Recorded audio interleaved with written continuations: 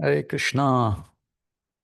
So, for last 1 year, we have gone through a lot of Srila Prabhupada's statements and discussions around them regarding Siddhanta of Guru Tattva based on Srila Prabhupada's books. And how we started was, let me uh, summarize quickly. We went through that. Gaudiya Vaishnavas, even though they are supposed to be very intelligent, Sumedasa, based on 11,532.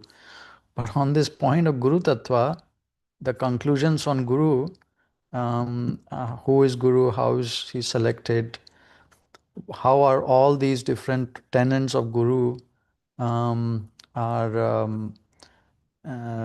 conclusively understood. Our Gaudiya Vaishnava Sampradaya has been finding it difficult, even though the other tattvas are really nicely understood, very well understood, with the help of the previous acharyas. But on the Guru Tattva point, oh my God, there is so many groups and so many issues, so many debates, so many fall down issues. So we thought, why don't we go through Srila Prabhupada's books where the previous acharyas would be describing where Guru Tattva is, so that one shot everything is resolved for the sincere at least. And so um, we went through we went directly to we took directions from Srila Krishnadas Kaviraj Goswami. Why Chaitanya Charitamrita? Because Srila Prabhupada described many places that this is the summum bonum of understanding. Where so we don't have to go through that, but we went through this, that how Chaitanya Charitamrita is the postgraduate study Srila Prabhupada describes in the different books. Even though Bhagavad Gita says 7.2 that all the knowledge is described, Bhagavatam says 7.3, 7.2 that it is Nigama Kalpataru, but still Chaitanya Charitamrita is described the postgraduate study after these books. So in Chaitanya Charitamrita, in the seventh Adi Leela 7th chapter, 3rd verse, this is where we saw Srila Krishnadas Kaviraj Goswami saying, Purve Guru Adi Chaya Tattve Kaila Namaskar Guru Tattva Kaiyachi Ebe Panchera Vichar. And in the beginning, I have discussed the truth about the spiritual master. Now I shall try to explain the Panchatattva. So this truth is Guru Tattva, the truth in understanding the spiritual master.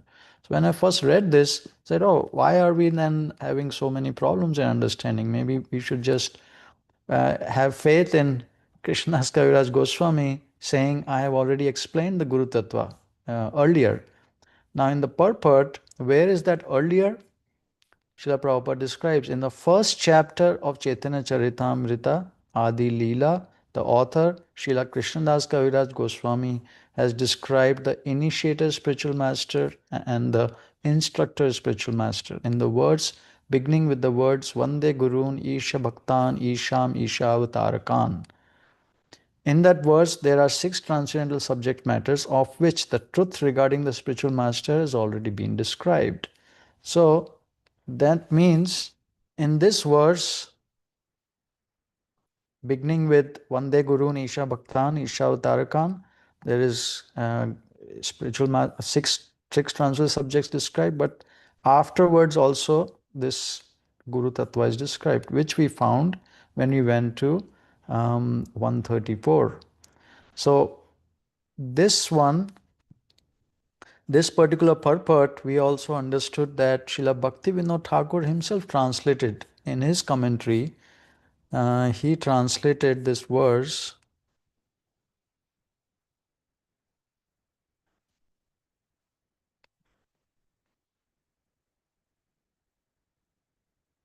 and Srila Prabhupada, he actually almost fully he just took that purport and translated that.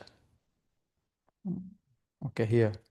Srila Prabhupada closely stuck to the following Amrit Prabha Bhashya commentary of Srila Bhaktivinoda Thakur for this purport.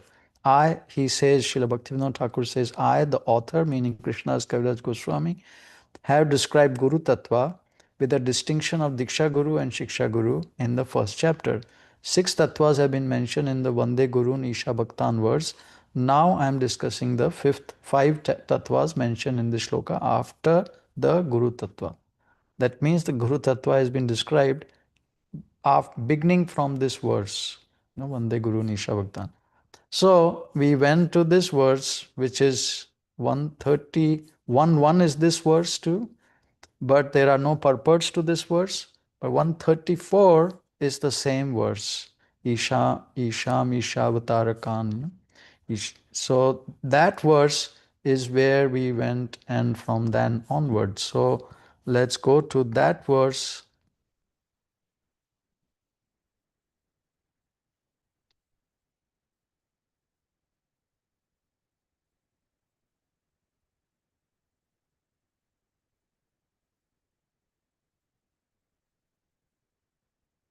So this verse is mentioned in Vande Gurun Isha Bhaktan Isham Ishavtarakan Tat Prakasham Chakshi Shakti Krishna Chaitanya Samajikam. This is the 1-1, Adi Lila 1-1, there is no purport. Then in 134, Srila Krishnadas Kaviraj Goswami comes back to this verse after the invocation and all the other tattvas and explanation before this verse, and he comes back to the same verse, and then he gives a big explanation of this verse in the subsequent verses. Srila Prabhupada writes, Krishnadas Kaviraj Goswami has composed this Sanskrit verse for the beginning of his book, and now he will explain it in detail. Now meaning the next verses. So this is how he goes. So this verse onwards, we started taking the Guru Tattva. And the Guru Tattva goes on till the 58th verse. So that's how we took that. This is where the conclusively Guru Tattva is described. 34 and then 35 is the mantra Guru Arayat Shiksha Guru Gana Tahara Charana Age Kariye Vandan. So I first offer my respectful obeisances at the lotus feet of my initiating spiritual master and all my instructing spiritual masters. So this particular verse, so just like how Srila Bhaktivinoda Thakur mentioned and Srila Prabhupada mentioned when talking about Guru Tattva, when Krishnadas Kaviraj Goswami is talking Guru Tattva, he actually is going to explain the Diksha Guru and the Shiksha Guru principle. And in the purport, it's a long purport, very good purport, where Srila Prabhupada, he followed his spiritual master, Srila Bhakti Siddhanta Saraswati's Anubhashya commentary, and of this verse, where he quotes Srila Bhakti Siddhanta Saraswati quotes Srila Jiva Goswami in his thesis Bhakti Sandarbha in 202, which is talking about all about Bhagavata Vidhi of initiation. And that, so basically the initiating spiritual master Srila Jiva Goswami is relating it to the Bhagavata spiritual master, which is our parampara. So that's how we took the conclusion that this is all about Bhagavata Vidhi, our parampara, according to this direction that we got from the acharyas. And in that verse, Bhakti Sandarbha 202, Srila Jiva Goswami, he quotes 4 or 3 separate instances of Bhagavata Vidhi explained in the Srimad Bhagavatam. And he first of all, he comes to 1 to 16 or 8, in the same purport of Nityam Bhagavata Sevaya Bhaktir Uttama Shloke Bhaktir Bhavati Naishtaki, that whole thing. And in that purport of that verse 1 to 18, Srila Prabhupada explains how Bhagavata Vidhi was experienced by Srila Narada Muni, how he was just by taking shelter of pure devotees and serving them, he got all the qualities and he became finally a pure devotee by following their instructions. So which is Bhagavata Vidhi initiation, which is you take shelter of a bona fide spiritual master, a Mahabhagavat. By serving him, affinity to hearing comes, other qualities come, and then gradually one becomes more and more purified, and under his shelter one practices Krishna consciousness, devotional service, Shravanam, Kirtanam, Vishnu Smaranam, and then gradually the consciousness arises more and more, and then one becomes a pure devotee himself. So this is the purport which is describing the pure devotee, the different rasas, which the pure devotee explains one. These are all in the first purport itself of Diksha Guru and Shiksha Guru. This is explained, which means that Srila Prabhupada and the Acharya is expecting that by properly taking shelter of a pure devotee, Mahabhagavat, very soon the Krishna consciousness will arise. And then we saw that in the whole of this 134 to 158, there is no mention of Pancharatrika Vidhi at all. Formal initiation ceremony, deity worship, nothing is described. How we went to why, then we discussed, and why is that then Srila Prabhupada performed the ceremony, and why is it described? Why is it that Srila Prabhupada then he explained to do the deity worship according to the Pancharatrika Vidhi? And that also we understood that even though this is our parampara is Bhagavata Vidhi parampara because of the 134 and 135 onwards, 7 and Adi Leela 7.3's direction, as we just discussed. But that was little bit adapted to the Kali Yuga progression by little bit of incorporating of Pancharatrika Vidhi inside that parampara, that message, the Bhagavata Vidhi. And they explain using Chaitanya Charitamrita Madhya Leela 15th chapter 108 verse. In that verse, Lord Chaitanya is saying that when one is chanting Hare Krishna mantra, there is not even need of initiation, meaning initiation ceremony, which is the Bhagavata Vidhi. But in the purport then of that verse, Srila Jiva Goswami explained, Srila Prabhupada explains that Srila Jiva Goswami is saying that even though it is all one can attain perfection just by this Bhagavata Vidhi process, by chanting Hare Krishna mantra and nothing else, of course, under the direction of a pure devotee. One then but still, because Srila Jiva Goswami explains that even still, because we are getting so many in Kali Yuga, people are so fallen and in mode of passion and ignorance that they cannot chant purely, they commit offenses. So to take one above the bodily consciousness, bodily identification, one needs all these rituals and other pancharatrika vidhi karma, activities by which one can become cleansed and come in mode of goodness and go beyond the mode of goodness, and thereby take proper shelter of the pure devotee, and hearing process can become acute, and one can commit without committing offenses, one can chant Hare Krishna mantra by which one can get purified. So that is how, for that purpose, it has been incorporated, Pancharatrika Vidhi, in our Sampradaya, but otherwise it's the Bhagavata Vidhi. So we need not become bewildered if when pure devotee says, perform the ceremony, then you become my disciple. That is not how one becomes disciple. Disciple one becomes by, that is a formal way of becoming disciple, but the actual Bhagavata Vidhi way, which is our parampara way, is by taking shelter, a pure devotee's shelter, Guru Padashraya. So which is through the four ways we understand.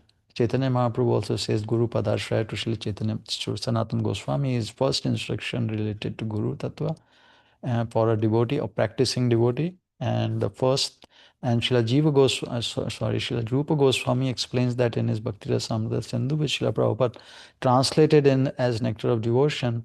And the first, when he explains 7th chapter, he gives evidences of taking shelter Guru Padashraya, and in those evidence it became clear to us that a pure a Guru Padashraya is in 4 facets: to accept Guru as equal to God, then to try to learn Bhagavatam from him, which is the same principle, Bhagavata Vidhi principle. Try to study basically Bhagavatam, and the third is to try to please him all the time. That should be the motive. One is a servant, and the fourth is to if and as one should have full faith that whatever he is speaking is as God is speaking, and has full faith that it is correct, and in faith in him too, that he is pure devotee, he is above the mods, and because of which the knowledge in the Vedas is received, yasya deve parabhaktir, which is, so these 4 principles were explained. Nityam Bhagavata Sevaya, Sakshadhari, Yasya Prasadat Bhagavad Prasado, and Yasya Deve Parabhaktir. These are the 4 principles for taking shelter of Guru, and that is how one takes shelter and then takes one initiation when one commits to those principles. And that is how our parampara always disciples have taken initiation from the Guru Padashraya and this thing. And then last 100 years, Srila Bhaktivinoda Saraswati has added Panchratrika Vidhi and the Vedic Vidhi of initiation for us different purpose for purification and samskara. But otherwise, the main initiation is the Bhagavata Vidhi initiation. Okay, so that is the main that is in gist. This is Guru Tattva based on all these verses that we went through. But why don't we have a little discussion, Vashish Prabhu? You have anything to contribute, please?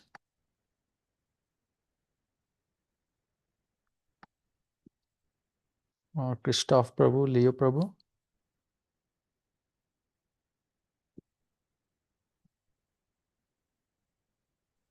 I just joined, so sorry. I didn't catch Oh. much.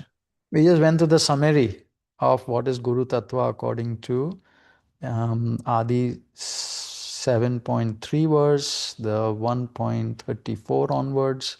It's the Bhagavata Vidhi principle and taking shelter of a Guru and initiation from him, like that, where one accepts the Guru as one's life and soul, and commits to following his instruction, without the formal and all these other activities. But in our sampradaya, gradually last 100 years, Srila Bhakti Siddhanta Saraswati onwards, this has been added. Hare Krishna, Prabhu. No problem, Prabhu. So the main principles of main principles of Guru Tattva, which we went through,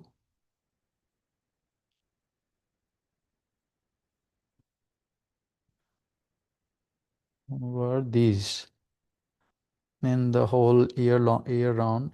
What is the need of Guru? Why does one need Guru? Which was to for to come to pure devotional platform. Unless one has a desire to attain to pure devotional service, one would not get in truth a pure devotee, spiritual master. No, even if one is looking here and there, like what is happening now. That is the first point, which is in we came through to that through 1.35. Let's go to 1.35.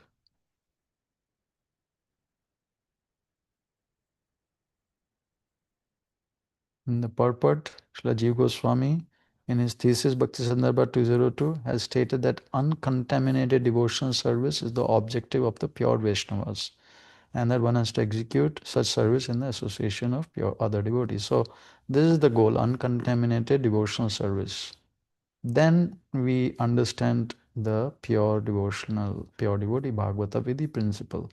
Otherwise, one will unfortunately remain in more and more external layers of the devotion of the Guru Tattva, or for any other, for that matter, according to our desire, ye yatha mam prapadante Krishna, whatever desire is, Krishna fulfills.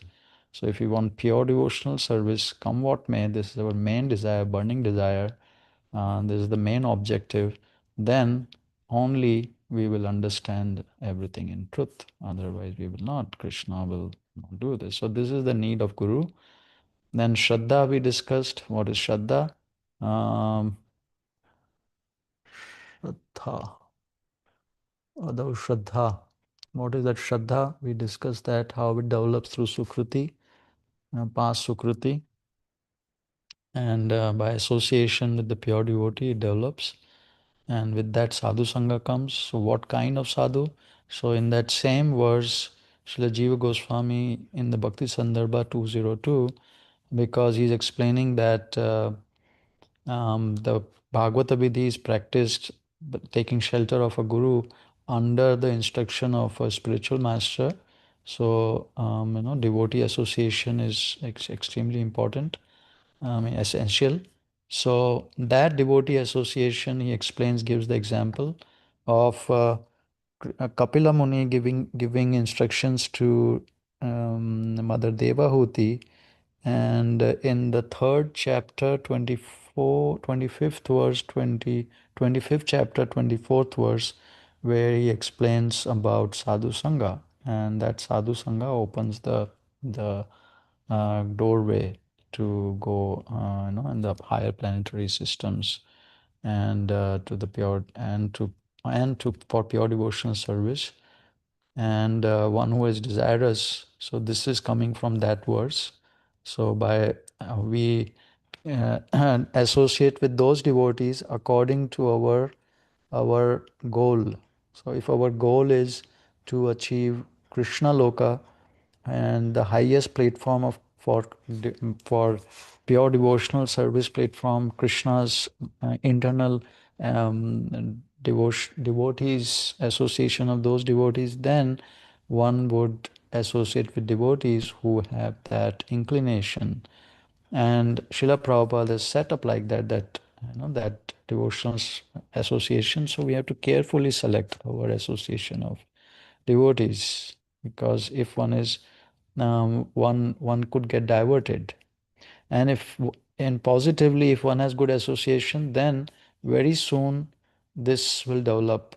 If one desires unalloyed devotional service, one must associate with devotees of Sri Krishna, for by such association only can a conditioned soul achieve a taste for transcendental love, and thus revive his eternal relationship with Godhead in a specific manifestation and in terms of the specific transcendental mellow rasa that one is eternally inherent in him. So this is extremely important, essential, sadhu sangha, and how to approach, find, understand Guru. We discussed that in Nectar of Devotion. First, the taking shelter part.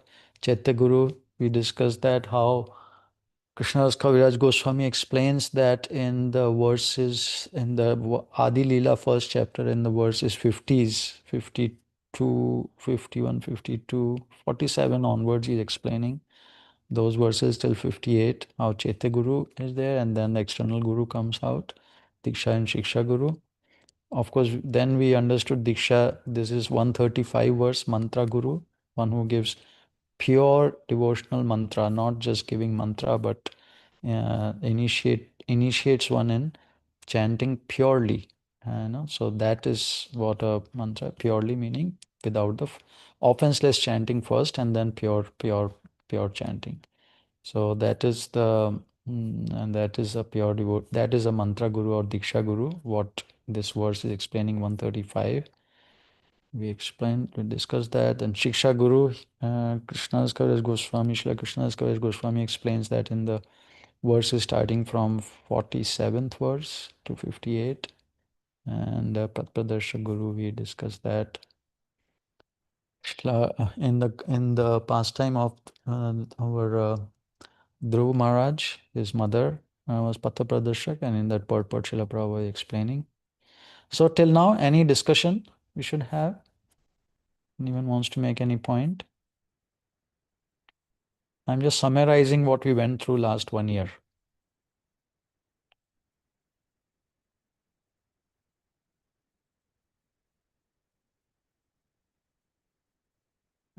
Okay, then we went through. So Diksha Guru, we understood there can only be one Diksha Guru, which is explained in Adi Leela, first chapter, 134th verse purport, and a 135th, 135 purport, where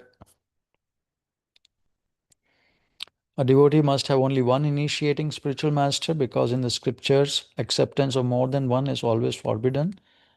Basically, one who is taking one to pure devotional service. And why it is because in Nectar of Devotion, in the sixth chapter, in the first page, Srila Rupa Goswami explains that there are principles, regulative principles, and devotional principles, and then there are applications. And the principles all are always the same, and because they are given in the scriptures, but the application is the one which spiritual master, by spiritual master, that changes. So because of that,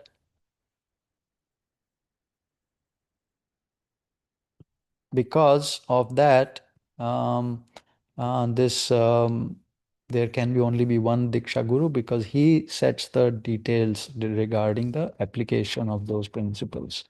So otherwise it'll become confusing. So that's why one takes a pure devotee as one's Diksha Guru, who sets the application, like chanting 16 round is one, like Srila Bhaktisiddhanta Saraswati, he set up 64 regular 64 round chanting.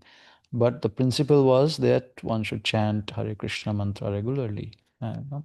So this is how a pure devotee spiritual master gives different applications. So we take that Diksha Guru under his direction. So there is no limit, however, to the number of instructing spiritual masters one may accept. So anyone who is following his instructing one, and generally a spiritual master who constantly instruct a disciple in spiritual science becomes his initiating spiritual master later on. So, which also is the same, Diksha Guru is taking one to pure devotional pratram, and for us it is for chanting Hare Krishna mantra. That is coming from 134 purport, where Srila Prabhupada explained that although others give help in showing the way to beginners, let's go from here. Gurun is plural in number because anyone who gives spiritual instructions based on the revealed scriptures is accepted as a spiritual master. Although others give help in showing the way to beginners, the Guru who first initiates one with the Mahamantra is to be known as the initiator, and the saints who give instructions for progressive advancement in Krishna consciousness are called instructing spiritual masters. The initiating and instructing spiritual masters are equal and identical manifestations of Krishna, although they have different dealings. Their function is to guide the conditioned souls back home, back to Godhead. Therefore, Krishnadas Kaviraj Goswami accepted Nityananda Prabhu, the six Goswamis, in the category of Guru. So, of course, Shiksha Guru, Diksha Guru, same. Of course, we understood from 147 that there are two kinds of Shiksha Gurus.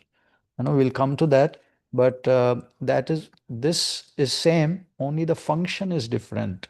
So for us, Bhaktisiddhanta Saraswati and Srila Prabhupada, they are both the same for us. They are both our gurus. Srila Prabhupada is Diksha Guru, Srila Bhaktisiddhanta Saraswati is our Shiksha Guru.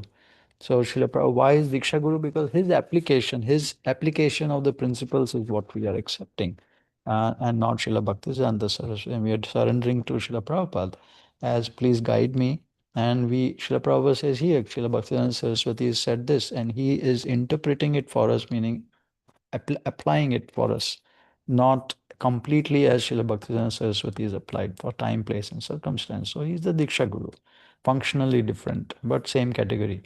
But then there is another kind of Shiksha Guru who is not a liberated Shiksha Guru, which will come to, one second, we'll come to the 147.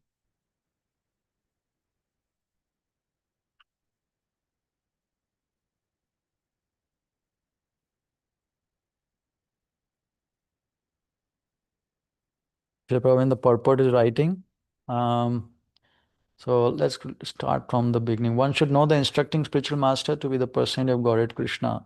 Lord Krishna manifests himself as the super soul. So this is the Chaitya Guru. Lord Krishna manifests himself as the super soul and as the greatest devotee of the Lord. Srila Krishnadas Kaviraj Goswami states that the instructing spiritual master is a bona fide representative of Sri Krishna. Sri Krishna himself teaches us as the instructing spiritual master from within and without. From within, he teaches us Paramatma, our constant companion, and from without, he teaches from the Bhagavad Gita as the instructing spiritual master. There are two kinds of instructing spiritual masters. One is the liberated person, fully absorbed in meditation and devotional service, and the other is he who invokes the disciples' spiritual consciousness by means of relevant instructions. So, this liberated person, fully absorbed meditation, is like Srila Bhaktivedanta Saraswati kind of Shiksha Guru. And on all the acharyas and all the great devotees mentioned in Bhagavatam, our acharya principle, these are liberated acharyas as our Shiksha Gurus because they also they are talking about the same devotional principles like Srila Prabhupada all over in different angles, different visions, and we can think about their instructions and their deeper meanings of different instructions of Krishna and get a lot of inspiration. So this is why they're instructing spiritual masters. But then there are others who invokes the disciples' spiritual concept by means of relevant instructions. These relevant instructions are like what we do. We are not liberated spiritual masters, but we can become one of the Shiksha Gurus, but of a much lower category, relevant. How to chant, or morning don't chant, or you are having this problem or that problem, chant like this, like that. So that is the kind of Shiksha Guru we are. We can help each one, and this is more substantiated in 162. The Leela 162.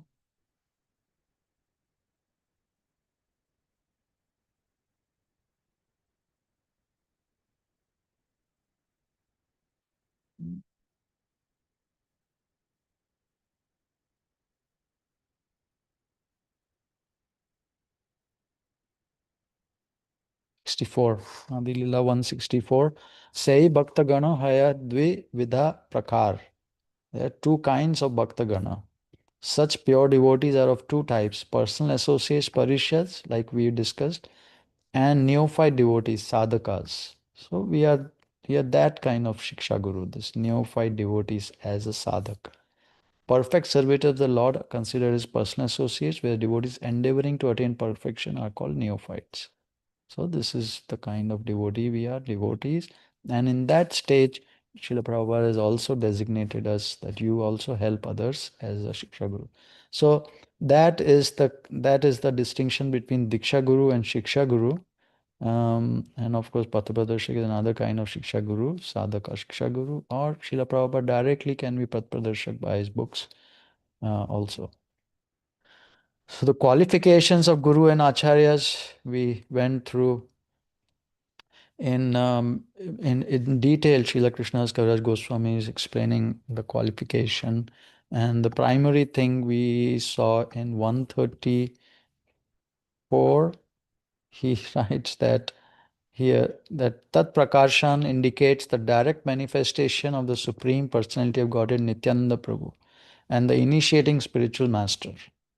So this Prakashan we understand from Chaitanya Charitamrita, it's a direct manifestation, Prakash, a direct manifestation of Supreme Lord, like Nityananda Prabhu.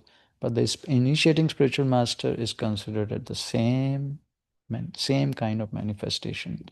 It's not a small guru or acharya, like that kind of this wrong philosophy. He is of that caliber. And Srila Prabhupada then he whole time 135 purport, which Srila Jiva Goswami is explaining what kind is a Diksha Guru. But in future verses, in the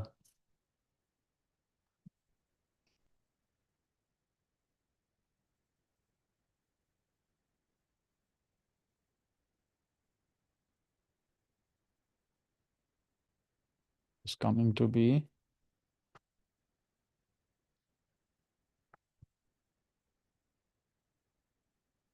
According to the deliberate opinion of all revealed scriptures, this is Adi Leela 145 in the same Guru Tattva verses, like Krishna Goswami is saying.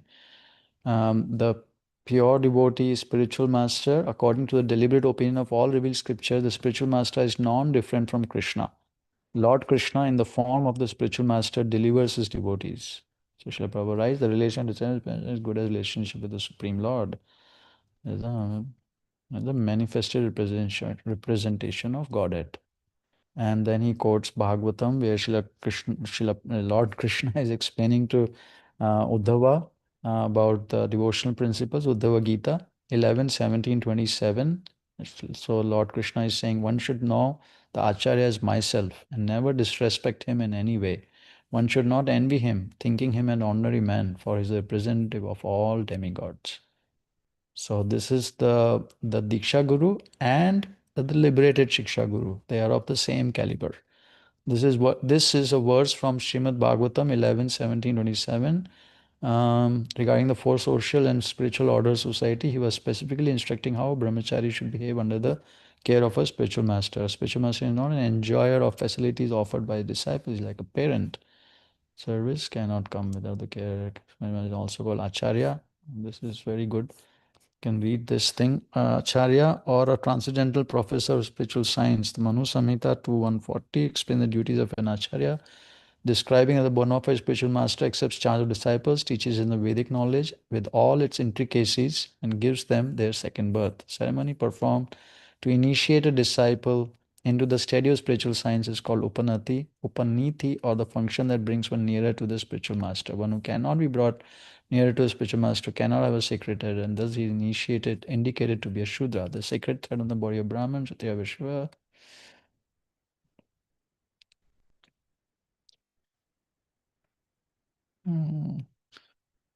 Only out of his immense compassion does the person of Godhead reveal himself as the spiritual master. Therefore, in the dealings of an acharya, there are no activities but those of transcendental loving service to the Lord. He is the supreme personage of servitor Godhead. It is worthwhile to take shelter of such a steady devotee who is called Ashraya Vigraha, or the manifestation or form of the Lord of whom one must take shelter. So it goes on. Um, he is basically just like Krishna. He's an internal associate. Srila Prabhupada explains he is in all the ancient scriptures of devotional service and in the more recent songs of Srila Narottam Das Thakur, Srila Bhaktivinoda Thakur, and other unalloyed Vaishnavas, the spiritual master is always considered either one of the confidential associates of Srimati Radharani or a manifested representation of Srila Nityananda Prabhu. That is the level of the Diksha and the Shiksha Guru. But then there are another kind of Shiksha Guru, us, which the ISKCON GBC, they are too, if they are saying all this thing. Otherwise, they are also not Shiksha Gurus. So Shiksha Guru, we have this duty to transparently tell and instruct and help and guide and show by example this philosophy, this knowledge, this understanding to them.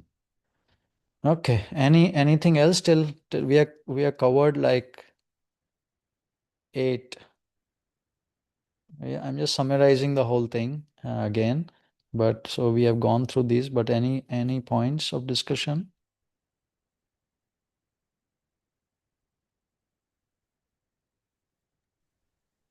No, I just want to say Yes, Prabhu. it's really what is called baffling. Is that the word? So if you read all these qualifications, right, and you read all the context, so it seems to be so obvious, right? So how is it possible to people, devotees reading that they don't come to this conclusion and come up with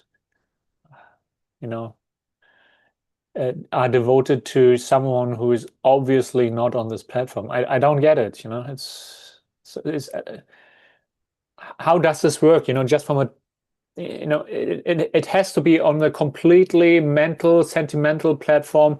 They never discuss these things, so that's why you accept something, right? But once you read this, I mean, how much how more how much more information do you need, to understand the subject matter? So it's really baffles my mind, I don't really. It's crazy that we even have to have this conversation in the movement, right? Yeah. So Strange. yeah, I was Why is that? Why is that so covered? Obviously, right? So why no one? I mean, lust because it's really that, right? It's really that simple in the end, right? of the disciples, people who see Krishna explaining the senses, the mind, and the intelligence are the sitting places of this lust, which veils the real knowledge of the living entity and bewilders him. Mm. This it just becomes a covering. You can't see the real knowledge. Just like you say, no, bewildered. I know. You will get bewildered. Vimo hayanti it bewilders. One And can't. then it's just comfortable, it's just comfortable to not look at that, No, it's like this. See, I Krishna. want to be bewildered, I don't want to look at that. It's so comfortable in my current situation, and that's why it's continuously going Like on, that. The enemy has captured different strategic positions. Srila Prabhupada explains very the science how it is happening. Mm, mm. For us to Yeah. look at our heart, the enemy has captured different strategic positions in the body of the conditioned soul, and therefore Lord Krishna is giving hints of those places so that one who wants to conquer the enemy may know where he can be found. Mind is the center of all the activities of the senses. And thus, the mind is the reservoir of all ideas of sense gratification. And as a result, the mind and the senses become the repositories of lust. Mm, Next, the intelligence department becomes the capital of such lustful propensities. Intelligence is the immediate next door neighbor of the spirit soul. Now he explains, after setting up the whole base, lusty intelligence influences the spirit soul to acquire the false ego and identify itself with matter, and thus with the mind and senses. The spirit soul becomes addicted to enjoying the material senses and mistakes this as true happiness. This false identification of the spirit soul is very nicely explained in Srimad Bhagavatam. Or you consider byproduct body to be considered. This is this is exactly this is what happens that lust I acquire the false ego. This part. know. Yeah. So that false ego comes and one is not thinking, you see, as long as one is thinking I am a soul, like clear, clean soul, then who am I? By hearing from spiritual master Krishna, it's clear, no? We are part and parcel. Mame mamsho jeev loke. Now our duty is to serve him purely, like serve him, nothing else, no? Everything is coming from him. So we are servants. So Srila Prabhupada writes the same thing, no? Chanting, often says chanting makes us remove the conditions, these identifications. When it is not removed, then we are thinking we are the body or the mind or the senses or even the intelligence, and to try to whoever then to try to satisfy them in certain different parts, that becomes that lust, Mm, that whoever gives us that satisfaction, then we go there. mm. That this is the in short, this is how Yeah, that. yeah, So definitely, 100%. Yeah. there's the cheaters and the cheated. Uh, That's the science of it. So that's why Srila in the 135, no,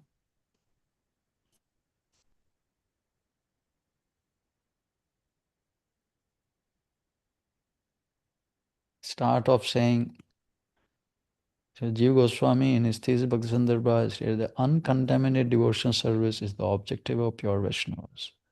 and that one has to execute service in the association of the devotees. One has to. This is the thing. And if one is not, this is not the objective. From deep, like, it's not a question of being on that platform. Theoretically, like really praying deeply, like really, really deeply within our heart. Even though my lust is causing me to think all these things, but Krishna, do whatever, like this prayer inside the heart, no? Whatever you have to do to me, I don't care. You get me here. Because this is what the acharyas are telling, this is the right thing to do. I want this. I don't want to stop anywhere. I don't want to tell you, even if I tell you and later that no, it's too much for me. Stop, stop. No, don't take that. Don't listen. Listen, I want this. Krishna has to be convinced I want this. Then ye yatha mam prapadyante. As you desire, I reciprocate.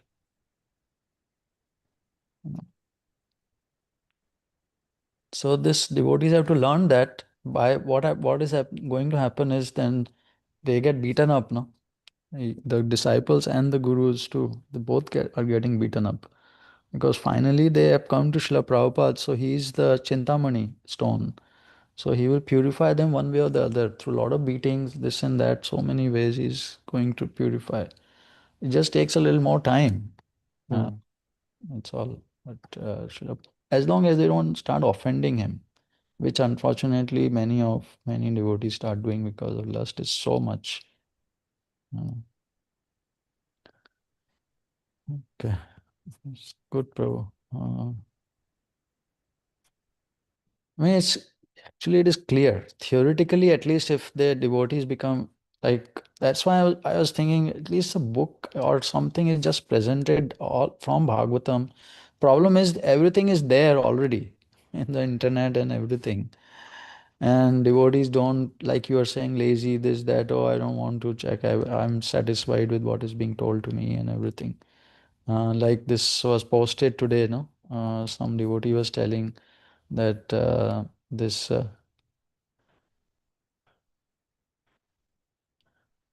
entrepreneurs, I think they don't want to read and analyze Srila Prabhupada's books. Neither no one is inspiring them to study Prabhupada books. See, even without studying also, there is no problem. One can know Srila Prabhupada. They're just simple, no? This one time they hear that Srila Prabhupada says that, no, that Bhagavad, that one has to be a pure devotee and all these things that we were just hearing, then why would one, no, immediately accept? So, okay. Uh, originally it's a question of the desire. If the desire is there, then they get guided anywhere to those hearings. Little bit whatever they are hearing, they'll just be guided to those and they become clear. Okay, this is good.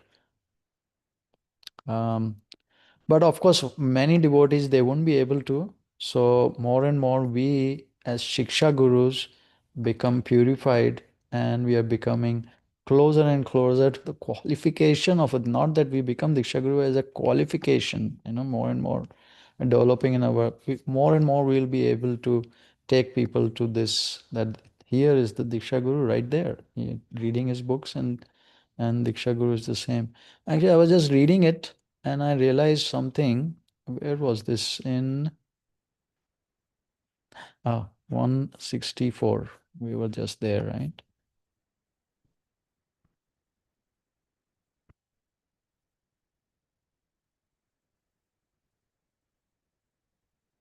No. 164.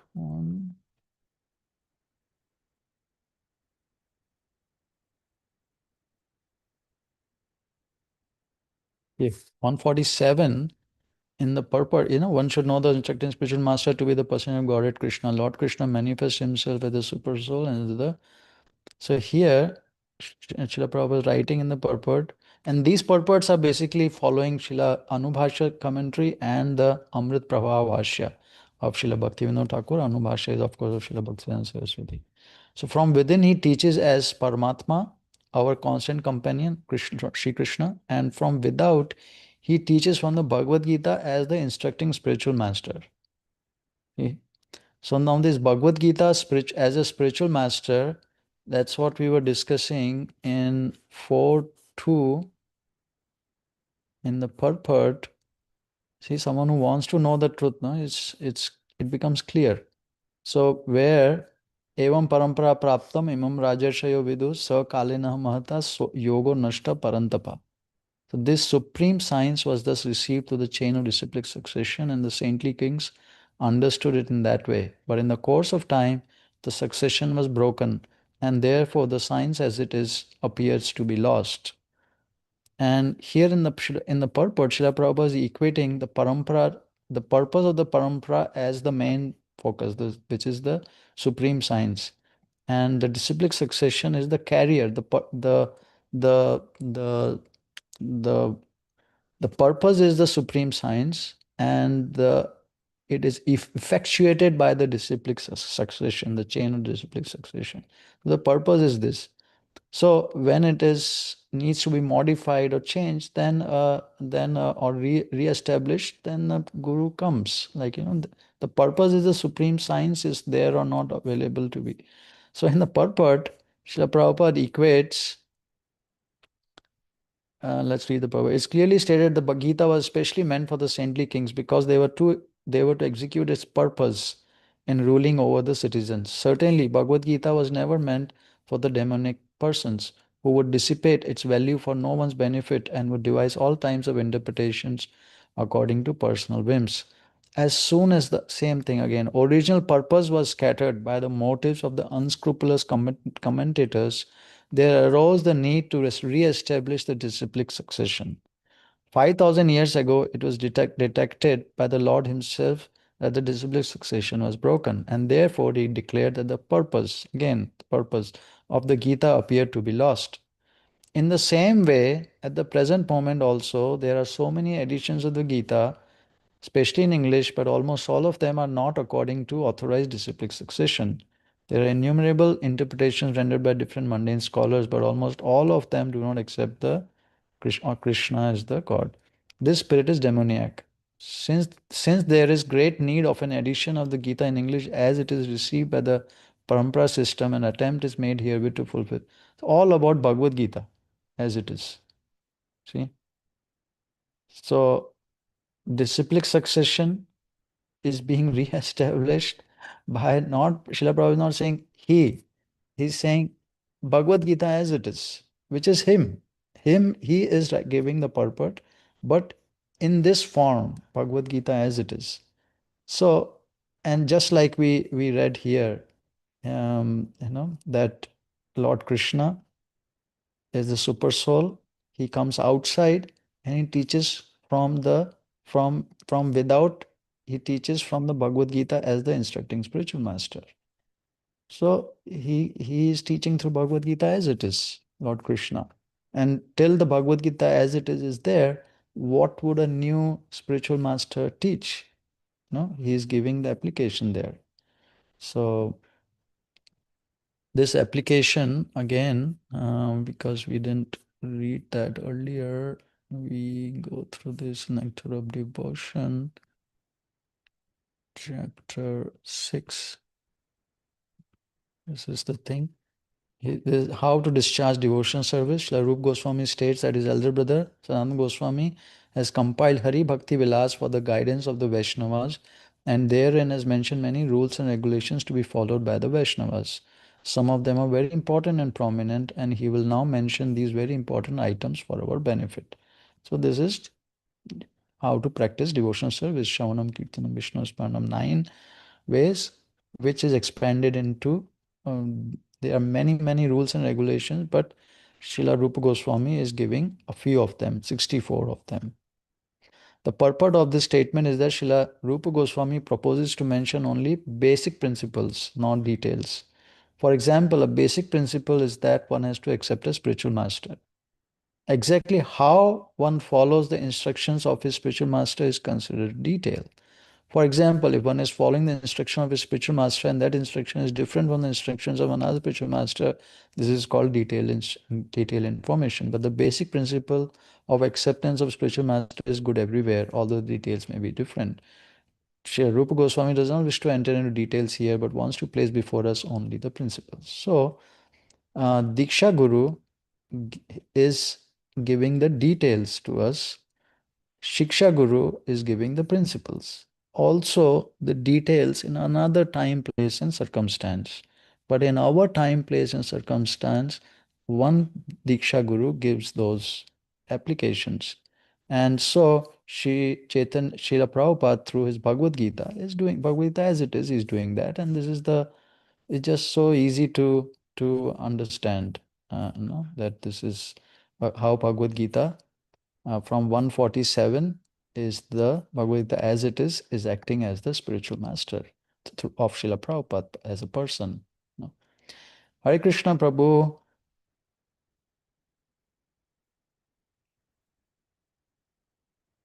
So anyone has any points to make till now on this topic? We went through summary of need of Guru, Shraddha, Sadhu Sangha. We have done that over the year. How to approach, understand Guru, Chaitya Guru, Diksha, Diksha Guru, Mantra Guru, Shiksha, Shiksha Guru, qualifications of Guru, Acharya. Before we go to Bhaktilata Beach, anything else anyone wants to discuss?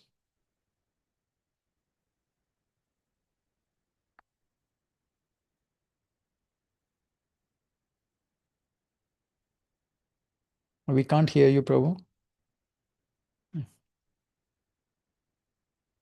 Okay. Krishna Kishore Prabhu, you have anything to add, contribute?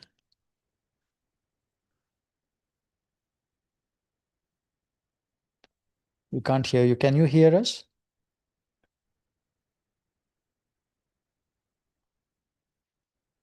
No, we can't hear you, Prabhu. So let's go to the Bhaktilata Beach. Bhaktilata Beach, Srila Prabhupada, very, where did it go? He explains how is the Diksha Guru giving Bhaktilata Beach? How is it coming? So we went through 135.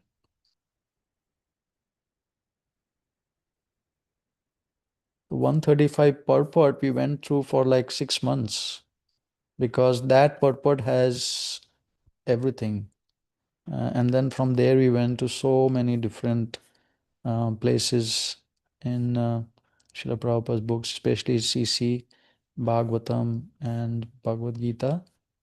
So Bhakti Lata Beach, 1 second, let me come to that.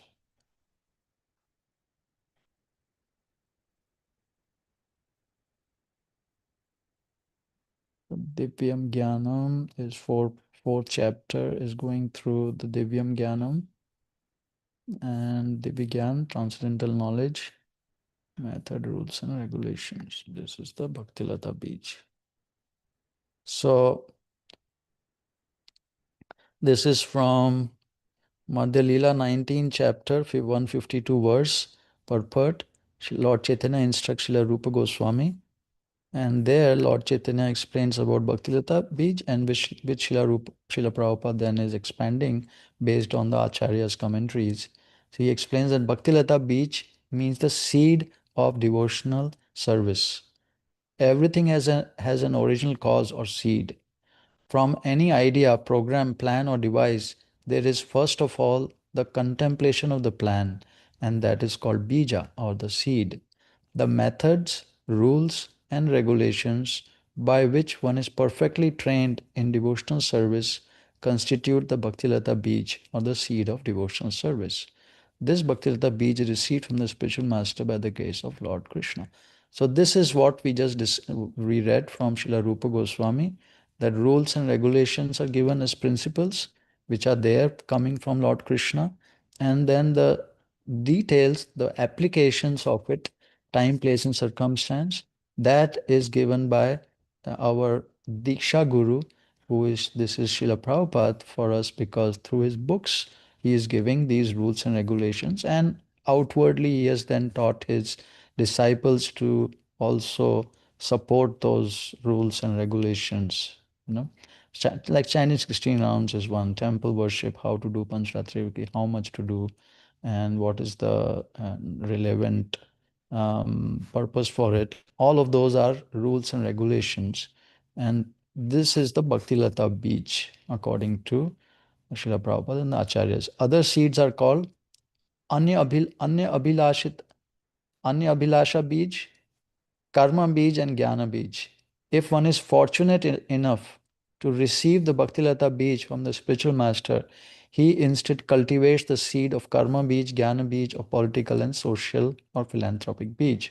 However, Bhaktilata Bij is different from these other Bijas. Bhaktilata Bij can be received only through the mercy of the spiritual master.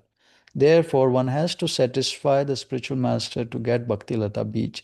Yasya prasadat Bhagavad prasada. Bhaktilata Bij is the origin of devotional service. Unless one satisfies the spiritual master, he gets the Bij or root cause of karma, jnana, and yoga without the benefit of devotional service. However, one who is faithful to his spiritual master gets the Bhaktilata Bij. This Bhaktilata Bij is received when one is initiated by the bona fide spiritual master. So, let us just hear that this is what is everyone. Oh, it doesn't matter. Srila Prabhupada is their most prominent Shiksha Guru of ISKCON, all these things.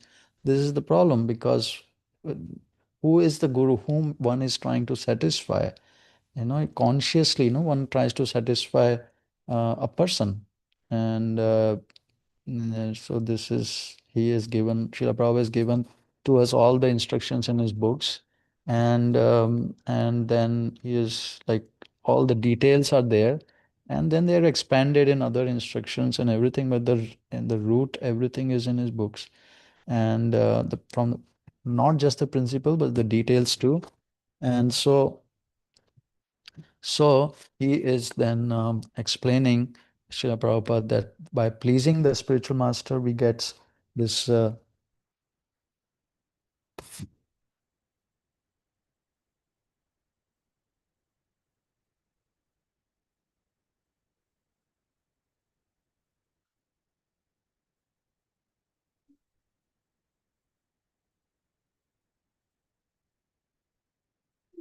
We get the Bhaktilata Bij by satisfying Yasya Prasada, Bhagavad Prasada. So this is what happens when devotee outwardly may look like they're practicing, they're so many years. It can it same thing to us. There we are no different. It doesn't matter where one is internally. If one is able to satisfy the spiritual master, one would get pure devotional service very, very easily. And that is the seed for it. Srila Prabhupada says, the other bijas, we don't want other bijas. We should be scared of them.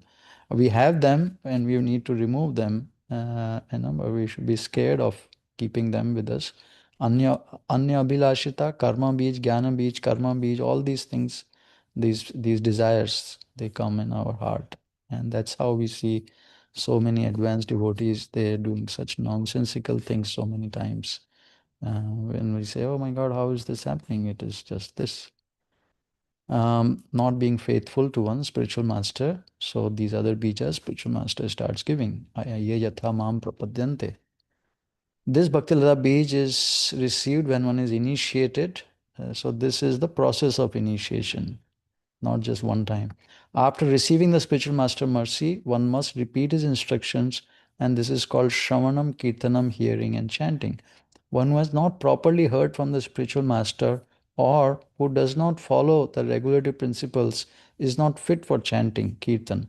This is explained in Bhagavad Gita 2.4.1. Vyavasayatmika buddhir ekeha kuru nandana. One who has not listened carefully to the instructions of the spiritual master is unfit to chant or preach the cult of devotional service. One has to water the Bhaktilata Bij after receiving instructions from the spiritual master. This method, rules, regulations, they are given and then they are revealed to us within our heart by the mercy when he is pleased. The import of them, the intricacies of them, the relative importance of them, and how they're really, I should apply. All these things are revealed dynamically by the spiritual master from the heart, by the mercy of pleasing the external spiritual master. So that's the whole and soul of Bhakti Lata Peach. And then Srila, we went through so many, backing this up with so many of his instructions, so many places he explained this. What are these instructions? How he changes them, how he's applying them, the details in deity worship, in preaching, in so many ways he's applied these instructions. So that is the Bhaktilata Beach. And any discussion on that?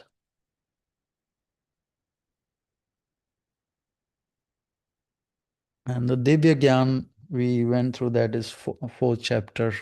The main main thing meaning main, let's go here. Fourth chapter. This is the fourth chapter is the transcendental knowledge.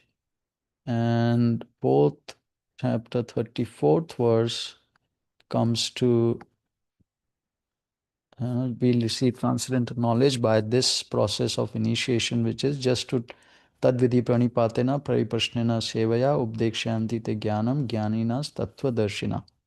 Tattva. Just try to learn the truth by approaching a spiritual master, inquire from him submissively, and render service unto him. The self-realized soul can impart knowledge unto you because he has seen the truth. Impart, this from the heart. And that is the Diksha process, which Srila Prabhupada also says, Upadekshanti is initiate. So that is from the heart, one is getting initiate by the knowledge all the time. And so this is the process described. This is the Bhagavata Vidhi, very nicely explained. There is no of formal initiation, this, that. This is how one gets the initiation. That's that pranipatena, and then pariprashnena and sevaya. These three principles are there. Pranipatena is submissive, pariprashnena by submissive inquiries, sevaya is by service. And that's how this transcendental knowledge is revealed. And then the next verse is, and when you have thus learned the truth, you will know that all living beings are but part of me, and they are in me and are mine. So this is the result of getting the transcendental knowledge. If one has a pure devotee spiritual master, as one is following the process of devotion of Diksha principle, then this would automatically and quickly result. The result, Srila Prabhupada writes, the result of receiving knowledge from a self-realized soul or one who knows things as they are is learning that all living beings are parts and parcels of the Supreme Personality of Godhead, Lord Shri Krishna. The sense of a separated existence from Krishna is called Maya, not this, something that we. So this is how it goes on.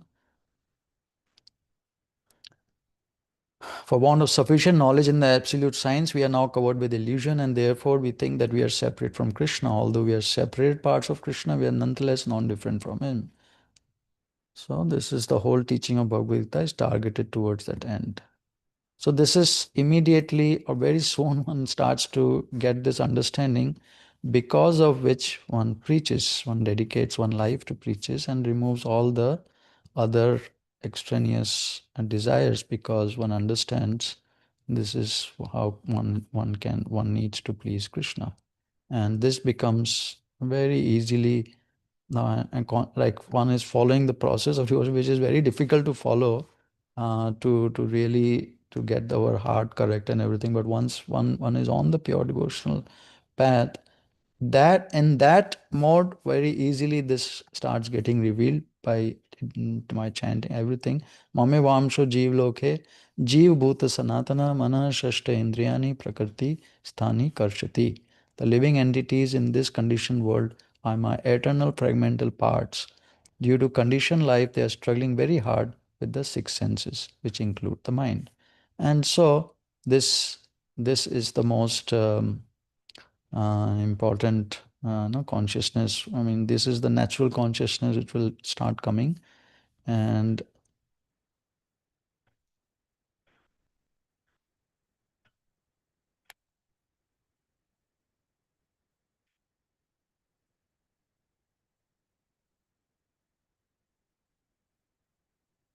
so Srila Prabhupada goes in much detail about this same principle, that is 135.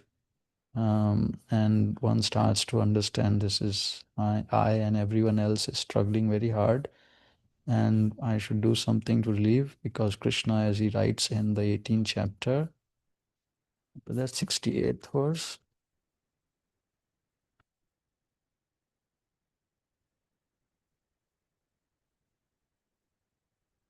57.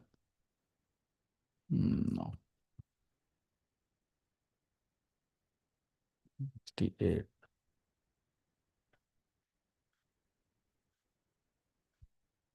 For one who explains the supreme secret to the devotees, devotional service is guaranteed, and at the end, he will come back to me. And why is that? Because Lord Krishna is saying, there is no servant in this world more dear to me than he, nor will there ever be one more dear. न च तस्मान् मनुष्येषु कश्चिन् मे प्रिय कृतमः भविता भविता न च मे तस्माद् अन्यः प्रियतरो भुवि. So this is why it is, because Krishna, we are all his part and parcel. So that is why one preaches. And that will be the motivation, not for name, fame from those Karshati souls already who are being beaten by the material nature. So one would be wanting to bring them closer and closer to Krishna, remove their illusion too. And so this is automatic progression, and easy and clean and directly it will happen. Now, so this is the Divya Gyan. This is how the Divya Gyan progresses. And of course, internally, more and more our own Swarupa will be starting to getting to be revealed automatically. Any discussion on this? Anyone?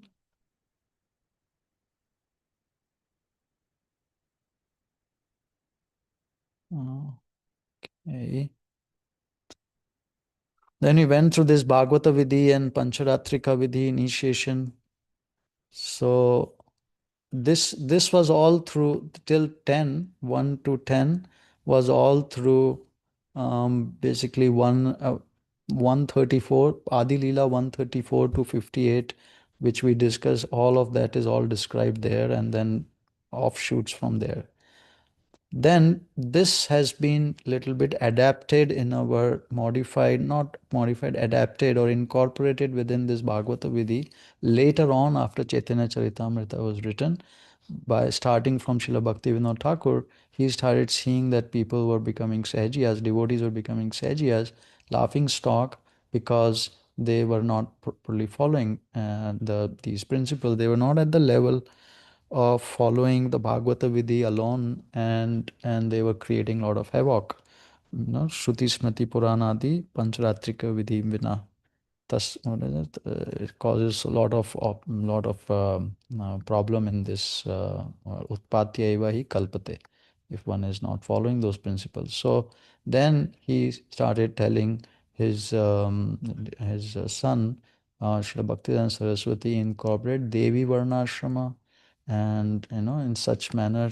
And so Srila Bhaktivedanta Saraswati, he included the Pancharatrika and the Devi Varnashrama together. He incorporated in the Bhagavata Vidhi, based on Srila Jiva Goswami's purports, Bhakti Sandhava purports of 15.108, Adi Leela Madhya of 15.108, where chanting alone may not be sufficient, for because we are so fallen, even though chanting is meant for Kali Yuga souls, but chanting anyone can do, but to chant to remove material identifications, one needs the help of, generally, one may need help of these Pancharatrika and also Devi Varnashrama principles, so that one can stabilize oneself in one's chanting and remove the offenses, so that then if the chanting is becoming gradually offenseless, then one can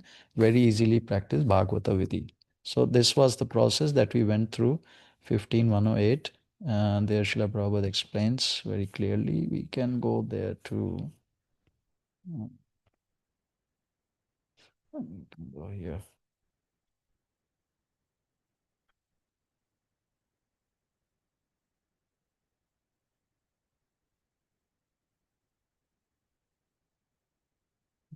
Leela, Madhya Leela, 15108.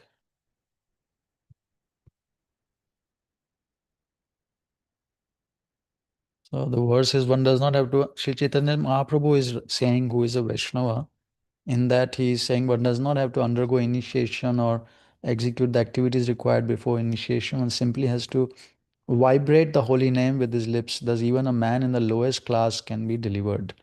And in that, Srila Prabhupada then he starts quoting Srila Jiva Goswami, and then he on to say that, in other words, the chanting of Hare Krishna Mahamantra is so powerful that it does not depend on official initiation. But if one is initiated and engages in Pancharatrika Vidhi, his Krishna consciousness will awaken very soon and his identification with the material world will be vanquished. The more one is freed from material identification, the more one can realize the spirit soul is qualitatively as good as the Supreme Soul. At such a time, when one is situated on the absolute platform, he can understand the holy name of the Lord and the Lord himself are identical. At that stage of realization, the holy name of the Lord, Hare Krishna mantra, cannot be identified with any material sound. So this is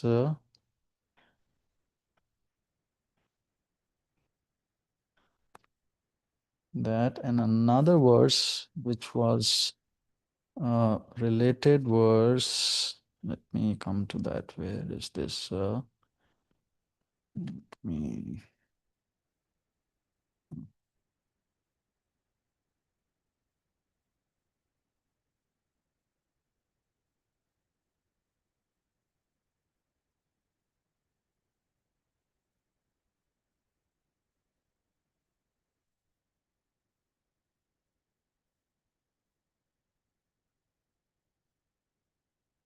Another place, it slipped my mind which verse is this, but Srila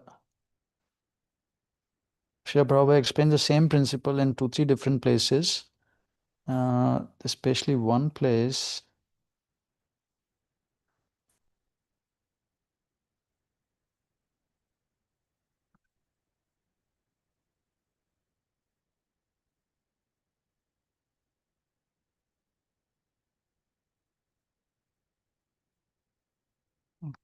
Here,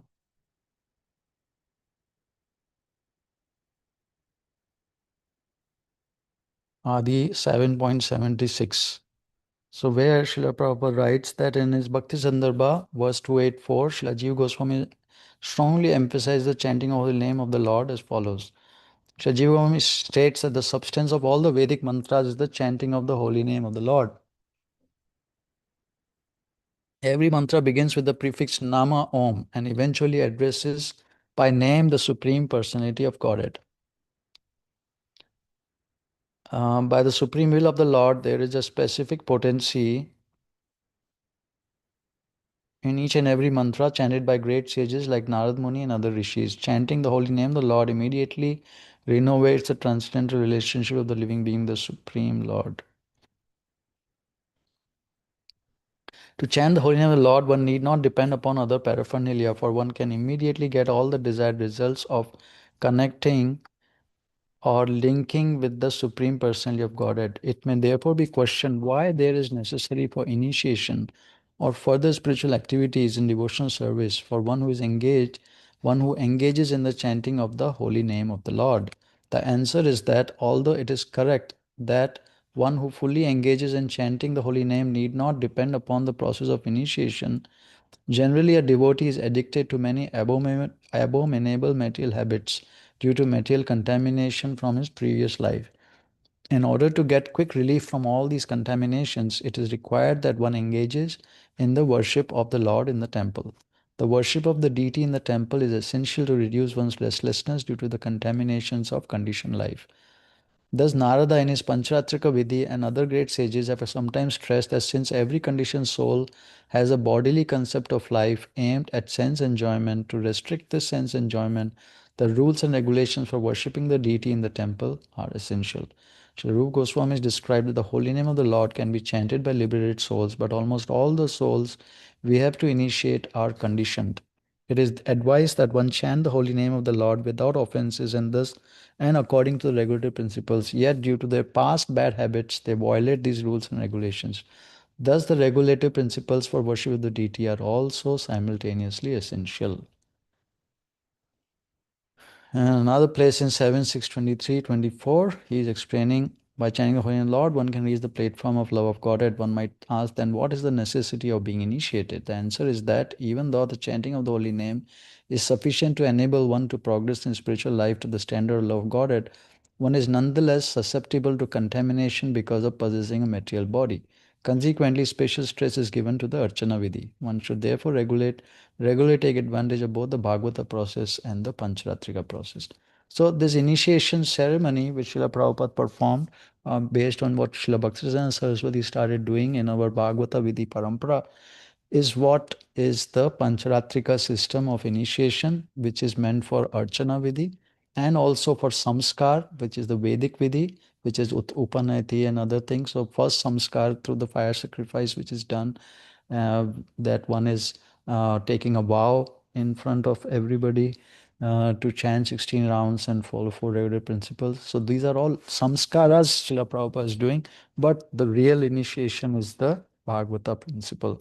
And we are coming to do Pancharatrika principle too for be able to chant the Hare Krishna mantra purely. So that is the that is the reason why Panchatrika Vidhi initiation is recommended. Otherwise, the Bhagavata Vidhi initiation is what we discussed earlier. By submitting to taking Guru Padashraya of a Bhagavata and Nityam Bhagavata Sevaya, and one develops through that way. Then the Harinam initiation, Shuddhanam is, we discussed that, and we just discussed this. And Brahmana initiation, we discussed Samskara and Pancharatrika Vidhi. Our parampara is, of course, a Bhagavata parampara. It's not Shiksha or Diksha. It's a Bhagavata parampara.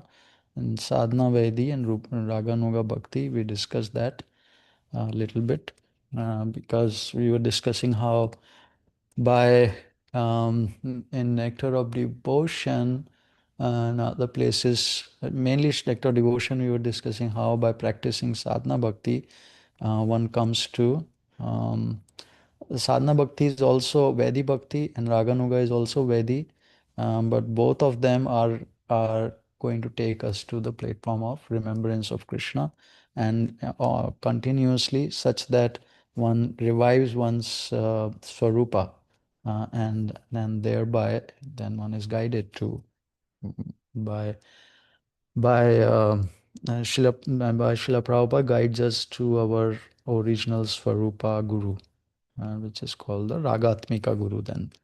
And one practices devotional service internally among that. But for Chaitanya Mahaprabhu pastime, Srila Prabhupada is our Ragatmika Guru too. And he under him, he has already given us all these instructions to serve Lord Chaitanya with. And so one keep on practicing externally, meaning in this, through this body in this world, like that. So both ways, will be able to practice. Okay, and through a whole 1.5 hour, 1 hour something summary. Hmm. Anyone, please? What did we miss? Any questions remaining? Any points remaining? We will go through all these details later, but just the Siddhanta, this Guru Tattva Siddhanta is this in 1 hour brief summary of from the Chaitanya Charitamrita and then Bhagavatam. I'll open it for everyone else to comment, please. Prabhuji, Hare Krishna, I just joined, so please forgive me. I joined very late, just 5 minutes ago. Okay, Prabhu, better late than Uh, never. Yeah, exactly. So apologies though. I just caught the last bit. I couldn't understand that. You said that the Bhagavata process that we are in, our whole parampara is, but you said negative, is not shiksha and is not diksha. Yeah, it's Bhagavata principle, no? Bhagavata process. So what's that? It's based on CC Adi 135 here. We went through this. So if it's not shiksha and it's not diksha, then what is it? Bhagavata Vidhi, Bhagavata process, no? This What is that? taking shelter of a Mahabhagavat. Which means what? Shiksha? It's we understood from, see, let me go to 1 Adi Leela 135. In this 135, which is the main Guru Tattva verse, here Srila Prabhupada is quoting through Srila Bhaktisiddhanta Saraswati's Anubhashya commentary, to who is quoting Srila Jiva Goswami and referring to Bhakti Sandarbha 202, which Srila Prabhupada paraphrases. Srila Bhaktisiddhanta Saraswati also paraphrases, and Srila Prabhupada paraphrases that. So we know this is our parampara, they are explaining. So in Bhakti Sandarbha 202, this Bhagavata Vidhi is explained. This is the initiation Diksha Guru, where directly it explaining we need to take shelter of a, from quoting Srimad Bhagavatam 1 to, I think, 16 onwards, but the one more. Prabhuji, can you make life a little bit simple for my brain? Because again, jumping everywhere and giving so much, isn't there just the essence, just in one sentence, what is our Bhagavad Gita? What is that based on? I mean, up to now, my whole relationship with our Parampala line is one of Shiksha. And Diksha also, no? Diksha, see, because Diksha is only, My Shiksha is the Diksha, as far as I'm concerned. right. So we read this, no, in 35th words purport, that generally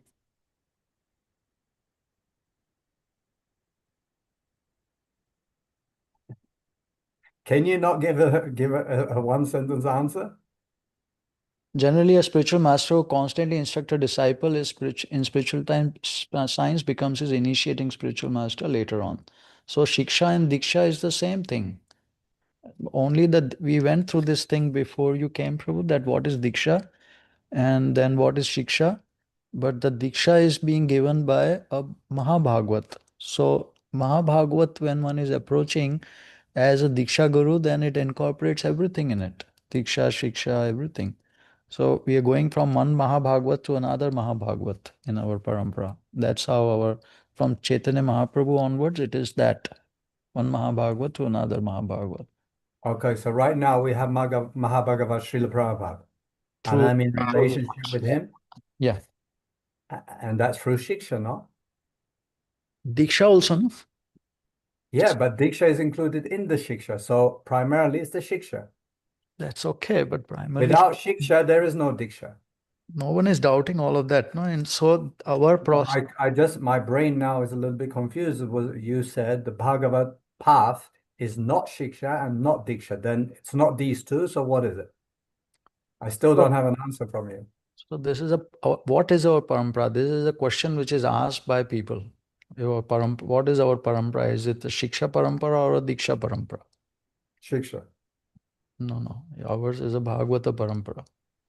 Because Bhagavata, when one is surrendering, because of 135 purport Bhakti Sandarbha 202, where Srila Jiva Goswami is not telling about the Shiksha or Diksha or anything. He just talks about associating with the Mahabhagavat. And what does that association mean? Guru Ashraya, first of all, one associates, 135, Srila Prabhupada is explaining here, that one has to associate with devotees of Lord Krishna, one develop the sense of Krishna consciousness. This whole thing, first one is to select the association, those devotees who are discussing about Yeah, but that whole association is based on shiksha again. Without anyone talking, But with a nothing happening. Mahabhagavat, Yeah, okay. just with any devotee, no? That All right. one has to associate with the Mahabhagavat, not just associate, serve him, so that one gets affinity to hear. Yeah. Otherwise, one will not have affinity to So hear. to get affinity to hear means shiksha again, Yeah, but that comes after taking shelter of a pure devotee. which comes from hearing. Everything is based on hearing.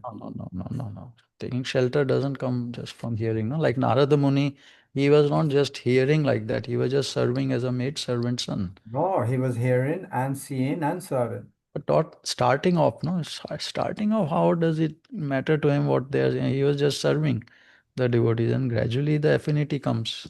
Yeah, See, but why he served? He served because of what he heard and what he saw. that is comes later, no, Prabhu. This is our, No. see, Bhagavatam is explaining exactly this. Now, this two, one, If you take everybody on the world, including yourself, you surrendered to Prabhupada because you heard from his book. And no, then you started to serve. see, look, this 1 to 16 verse is that this. O twice born sages, by serving those devotees who are completely freed from all vice, great service is done. By such service, one gains affinity for hearing messages of Vasudeva. That's okay. But I've never heard of anyone, and I've never met anyone who's serving without first hearing and becoming convinced, then he decides to serve. So that service is a different service. You're talking about bhajana kriya. See, in our process, we go through adav shraddha, tatha sadhu sangha, tatha bhajana kriya. So adav shraddha, how did the shraddha come to even hear respectfully to a pure devotee? That comes by service, agyata sukruti. By those agyata sukruti, unknowing service, unknowingly doing something, gradually the service becomes, that gives the affinity to All right, hear. just to be clear, so are you saying that all of us who have come to touch Prabhupada's books and start to read Prabhupada's books or meet his devotees, it means we have done service beforehand? Yeah, Is that what you're saying? yeah. Yeah, Okay. through one way or the other. But when one starts to really, I mean, when we start to serve Srila Prabhupada, even before initiation, that's when we really get the affinity to hear. We want to know more and more then. This is the principle. Yeah, Uh, but how do we get that? by By by hearing. no, that so many services, not people give donation, to the book. When they get the book, they touch the book. These are not hearing, no? All these are services to the pure devotee, and because of which we get affinity. So many things. Past lives we could have done also so many things. But the service is what just like Narada's son, he didn't understand. Srila Prabhupada is a little boy, 4 5 year old boy. What does he understand? Anything? Nothing. He was just that's why he gave it in the 18th words.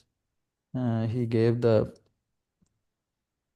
human reason fails to understand how by serving the devotee Bhagavat or the book Bhagavat one gets gradual promotion on the path of devotion. But actually, these are facts explained by Srila Narada Deva, who happened to be a maidservant's son in his previous life.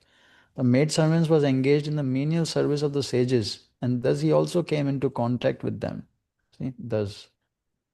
And simply by associating with them and accepting the remnants of foodstuff left by the sages, the son of the maidservant got the chance to become the great devotee, personality of God, Sri Narayana. Nothing of hearing.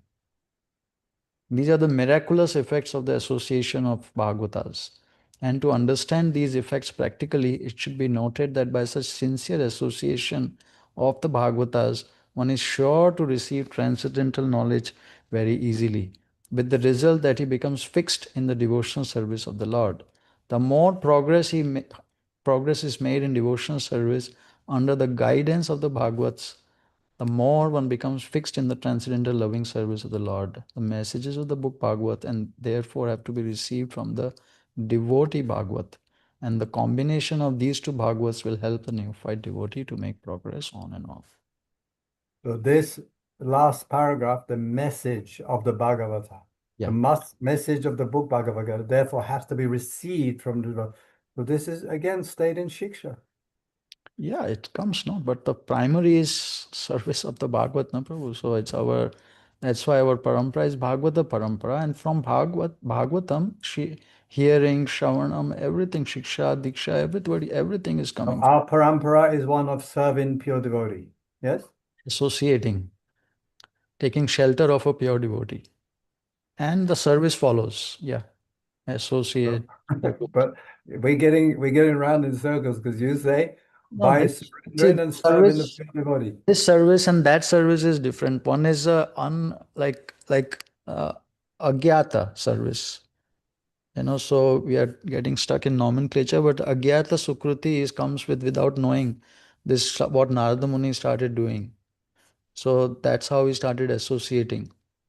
Then by doing that, gradually affinity to hear comes. Then by knowingly we start serving. So like that progression is there. So like that.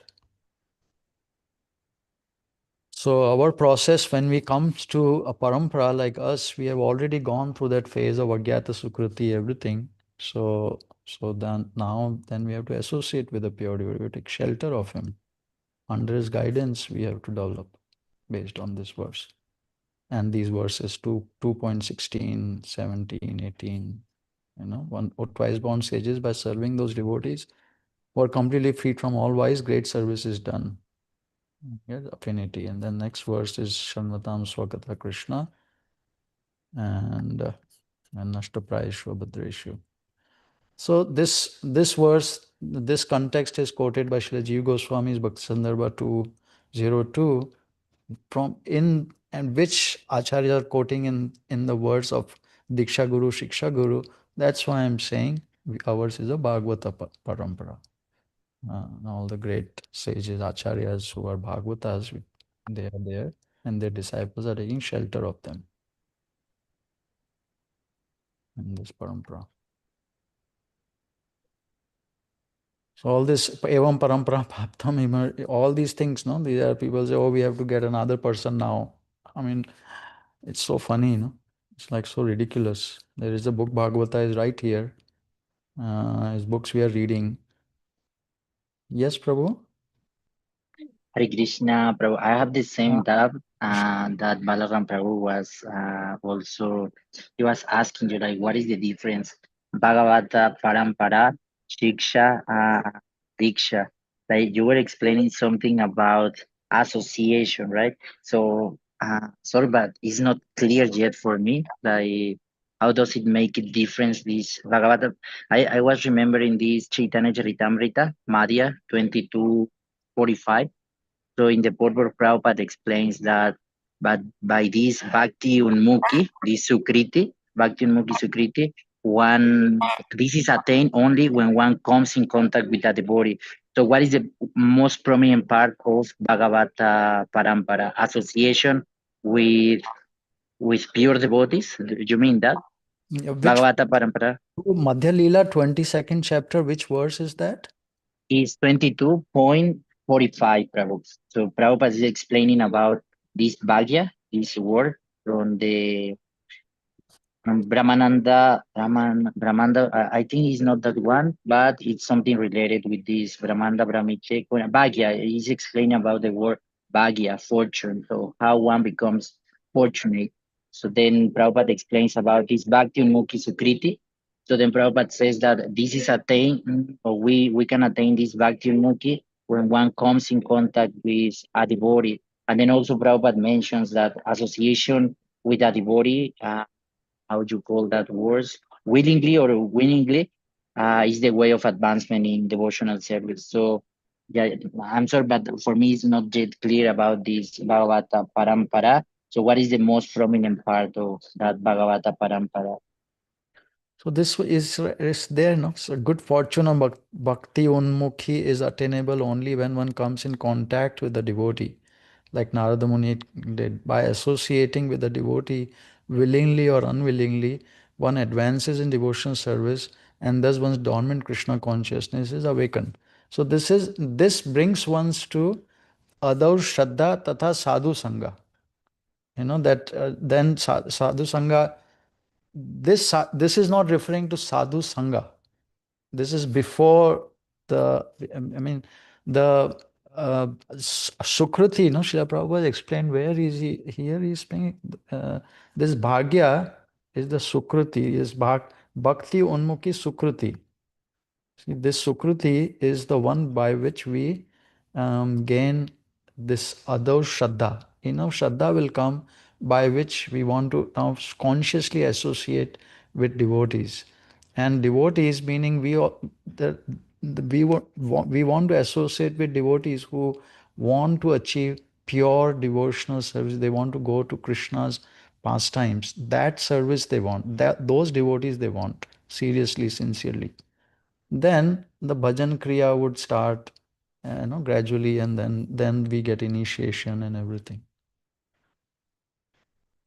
So this association starts with the Bhagavata or anyone, but then we take shelter of a pure devotee, spiritual master, who, because of the 1 to 18, which is the regular, this one, Nashtapraya Shobhadeshu Nityam Bhagavata Sevaya.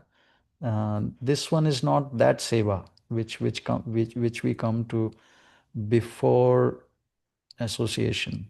That seva which you just said, this seva is different. This one is before, and this seva is afterwards. This bhakti yoga, this bhajana kriya. Bhagavati uttama shloke bhaktir bhavati naishtiki. This seva is the same as the 434. Tadvidi pranipatena pariprashnena sevaya. The same thing. So Bhagavati Uttama Shloke Bhaktir Bhavati Naishtiki. So after you surrender, Yeah. when you come to the point, how do you come to the point of surrender? By first taking shelter of this Bhagavat. When one understands by association, see this Bhakti Rasa, this he 135, Bhakti, in the Bhakti Sandarbha 202, Srila Jiva Goswami explains this exact point. What he says is, which Srila Prabhupada is paraphrasing here. He explains that one associates with a pure devotee, with pure devotees who are talking about Krishna in a certain rasa. And through that hearing and that association, one will develop one's rasa very quickly. So, which if you see in 135, he actually, one second.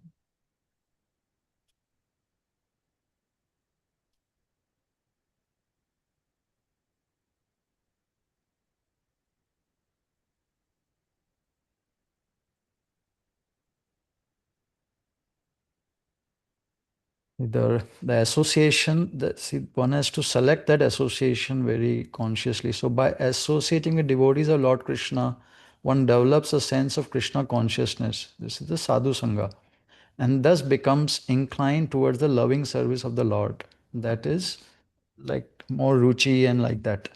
This is the process of approaching the Supreme Lord by gradual appreciation in devotional service. If one desires unalloyed devotional service, again, this our desire. Okay. One must associate with devotees of Sri Krishna, for by such association only can a conditioned soul achieve a taste for transcendental love. So all this is being talked about are devotees, not just a pure devotee. But in Srila Jiva Goswami, the way he's writing, because he's talking about this Bhagavata, Nityam Bhagavata, he's talking about pure devotees. So how I understand it is that when we associate with the, let's say, Bhagavatam, with Srila Prabhupada's purport, it's not just Srila Prabhupada's association, but he's also bringing us in association with Narada Muni, with all these great acharyas and mahajans. He's directly giving us that association. So we go into that association of devotees. That is what is meant here, and we will get more and more directed, or more and more attracted to hearing. Thus, revive one is eternal relationship with Godhead and a specific manifestation. And in terms of the specific transcendental mellow that one is eternally inherent in him, it would happen quite quickly if one is properly taking shelter of that pure devotee.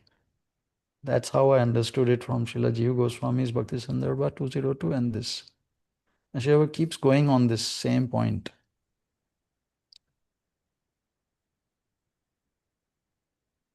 Then Prabhu, Bhagavata Parampara means to take shelter of a Maha Bhagavat. Yes, Prabhu. So this shelter comes by Pariprashnena Sevaya. Yeah. Shelter, now Pariprashana Sevaya is how one start to do initiation, Diksha. But shelter is coming through this verse, nectar of devotion.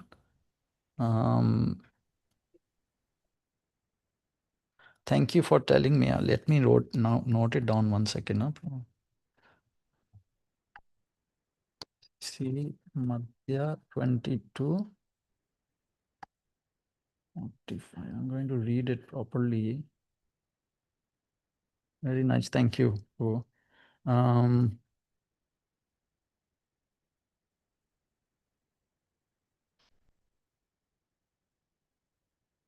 shelter is this.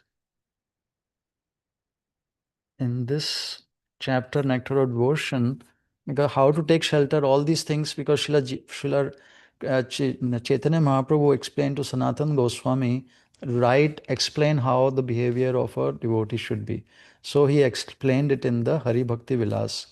So Srila Rupa Goswami, his elder brother, compiled Hari Bhakti Vilas for the guidance of the Vaishnavas. So there he mentions the rules and regulations. The first one is to accepting the shelter of the lotus feet of a bona fide spiritual master. Tadvidhi Patena is the second one, how to become initiated and learning how to discharge devotional service. And of course, obeying the orders. These are the basic principles. And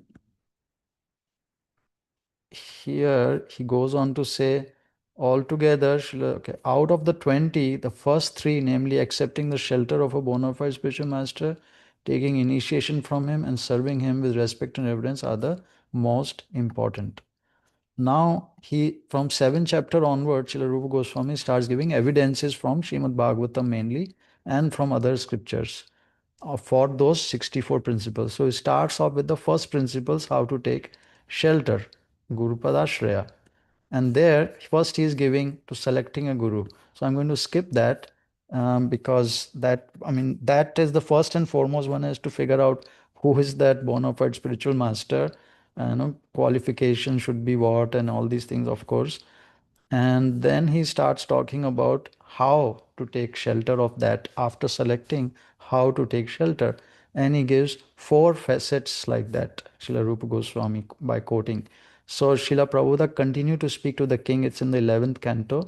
My dear king, a devotee has to accept the spiritual master not only as spiritual master but also as the representative of the Supreme Personality of Godhead and the Super Soul. In other words, the disciple should accept the spiritual master as God because he's the external manifestation of Krishna. So that's the first aspect of taking shelter of Guru, that one takes shelter of Guru, I think, understanding in truth that the Guru is external manifestation of Krishna, which Prabhuji, yeah. Before, this is a really high level. So before someone comes to this level where he is convinced and clear that somebody like Srila Prabhupada is as good as God, therefore I should worship him and accept him as good as God. So before that, how the hell does he come to this level? How does he come to this understanding if there's no shiksha? For pure devotional platform, no Prabhu. This is what is given here by Rupa Goswami. And I've observed this in young devotees, even like new people when they come. When they first come without any other contamination is put on them, they internally from Krishna is giving that faith. Someone who has sincerity, they get the faith that Srila Prabhupada is that. Afterwards, it gets disturbed and comes down. But this is not a big thing they don't have to like get so much philosophical. No, wait. Sorry, you're jumping. Before you said that they come already with this faith in Prabhupada, and when they come in contact with devotees, then it goes down. If one So has one before, desire to get Krishna. okay, so Yeah. before it goes down, Yeah. before they come in contact with ISKCON or devotees, Yeah. where did they get that? Krishna. How did they get that thing? Guru. Huh? Chaitya Guru, because of that verse in Bhagavad Gita where he's explaining, So just out of the blue. yeah, out of the mercy, because he says, Kono Bhagyavan Jeev Krishna, the Brahman Brahmite Kono Bhagyavan Jeev, Guru Krishna Prasade Paye Bhakti Lata Bij. That is the thing. Krishna gives because he becomes merciful on a soul because he has turned his face to Krishna. And How did he turn his face to Krishna? so many things, no? Material, beaten, no? Srila Prabhupada explains Shvetashvara Upanishad, no? There are two birds in the tree. One bird finally turns one's face to Krishna because he's become exhausted. Yeah, okay, but we've got millions and billions of people getting slapped around by they're not turning to Krishna, certainly not turning to a pure devotee or pure devotion. I understand, because there will be mixed pure devotion. Meaning, if someone wants, like, sincerely in the heart, like I want Krishna, just like we saw Srila Jiva Goswami saying, one who wants uncontaminated devotional service, want Krishna, then that faith will come. Like Krishna. But Prabhuji, you're talking about a whole high level. I want Krishna. We don't even know who Krishna is. Why is it this is mentioned in here? This is the starting of devotional service, no? Pure devotional service. Why would it be mentioned here? Why is what mentioned? That one has to take shelter like this. There's no argument. There's no argument about how someone has to take shelter. That's all fine. We're getting some idea how philosophically it is high level, but practically it is not a high level because Krishna just gives it. Then it can get. There's no reason. Okay. Just be clear. So there's no reason why Krishna just gives it. He just gives it out of the blue to anyone. No. Of course, unless we have desire, he will not give. No, but out of his mercy, that's the biggest mercy Krishna is giving. Here is the. Okay. What do you take? So let's say out of his mercy, someone has some desire, even some nonsense desire, but Krishna translates it. Desire he doesn't give, no? See, taking shelter, one has to be, that is my free. He does. He does. I told you many times. I had the desire to be a better human than what I was. That's all. No desire to be God, to be interested in God or religion. Why one gets Srila Prabhupada, one does not take shelter of Srila Prabhupada as a pure devotee. One doesn't get the real thing then. Just like I got the real thing. So what are you talking about? No? Later on, you still got bewildered, no? No. Prabhu, it's the science is science. We can't take exactly. our experience as to make up the science, no? Nobody's making up science, Prabhuji. Why are you saying making up? I mean, the science is this, that unless the desire is not there for pure devotional service. But I'm telling you, and I can bring you 1,000 other people also, millions actually, that their desire wasn't pure devotional service. Their desire was something else. But like Krishna and Prabhupada, they just take whatever is there, something, and out of their mercy, they give. I directly experienced that. Okay, I got Prabhupada from the beginning. I didn't even know I had Prabhupada, but I had Prabhupada, so he came. So I'm hearing from him. Shiksha, I'm hearing from him. And by him, I get convinced. And by him, I get blown away. By his shiksha, I'm like, wow, okay, now I want to surrender to this person. I didn't surrender immediately. I didn't come ready to surrender. What? It's impossible.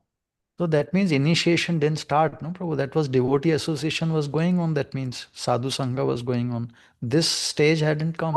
What sadhu sangha? Adav Shraddha Tata Sadhu Sangha. So Sadhu Sangha of Guru Srila Prabhupada was going on.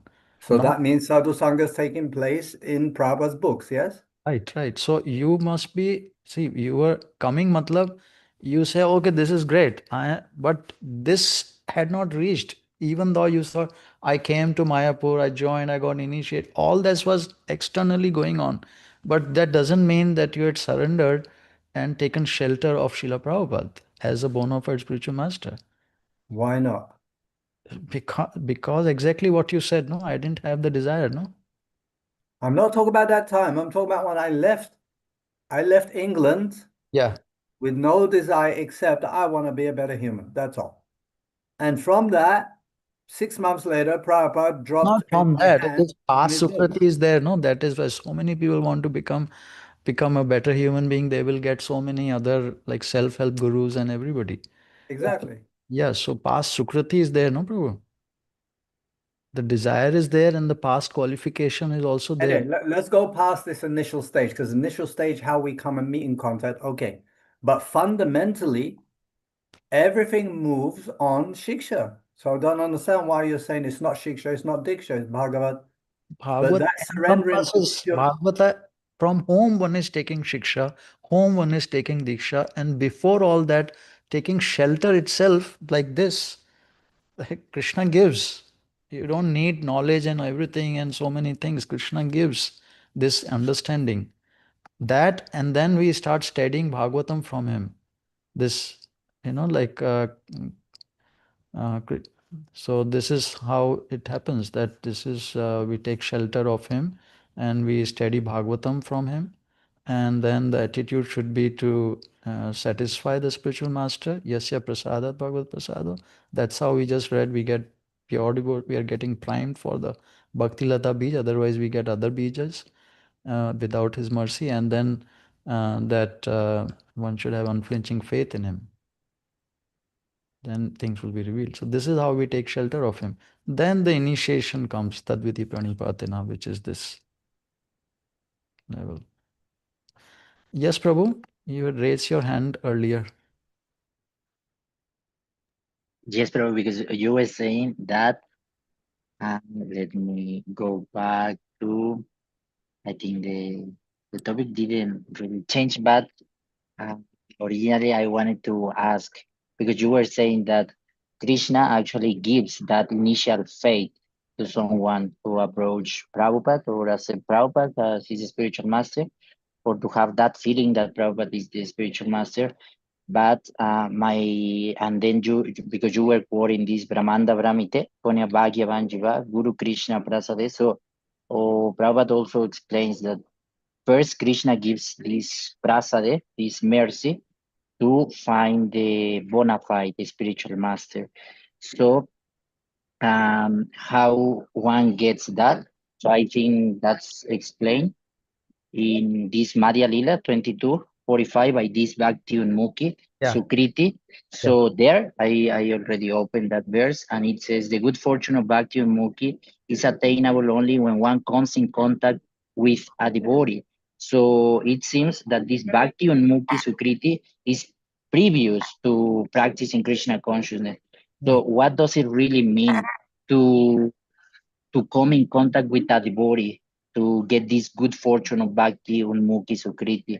Because Again, this is very important point you're bringing. Let me go there again. Let's discuss this thing. What do you understand, Prabhu? yeah, I mean, like, because it is said, like you were also mentioning agyata sukriti, Yeah, that it is, and even Prabhupada says in this Madhya 22:45, Prabhupada says, by associating with a devotee willingly or unwillingly. yeah. So my understanding is that, let's say, like Balaram Prabhu was saying, that by reading Prabhupada's books, one is associating with the spiritual master, right? Mhm. So by touching the book is also the words of the spiritual master. So my understanding, when Prabhupada says that by associating with a devotee willingly or unwillingly, it means that, let's say, in book, just to give an example, uh, like we are distributing books, right? So someone is touching the book of Srila Prabhupada. So unwillingly, he's associating with Prabhupada. He doesn't know that he's associating with a pure devotee. He sees that like some material book, but actually he's associating with Prabhupada like that. So then he becomes he gets this good fortune. So he's already executing this Bhakti Unmukhi Sukriti. pious activities, which is to come in contact with a devotee. But I would like you to expand more about this, bro. I don't. Bro, you explained so well. I mean, it's so nicely is explained here in this verse. Huh? Who is saying this verse?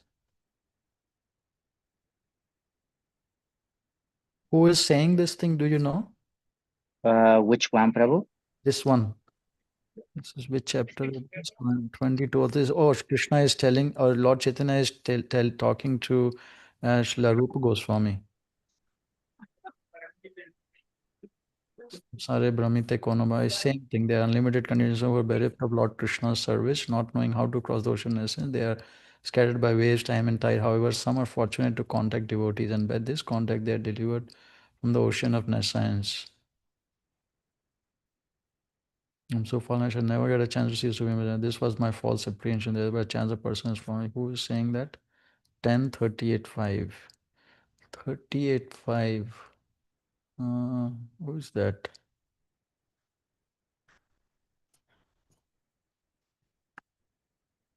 Kono Bhagyavan. And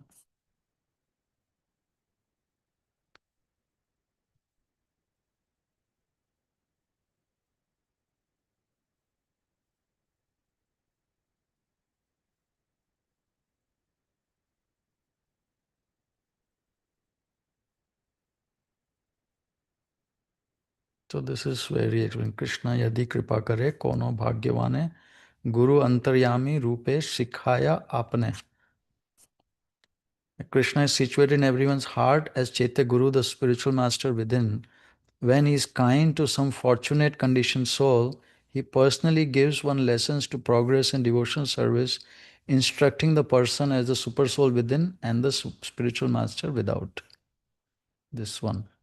And this that one verse also, no, in Bhagavad Gita, that when one is bewildered by material desires, one Krishna makes one's faith steady in that demigod.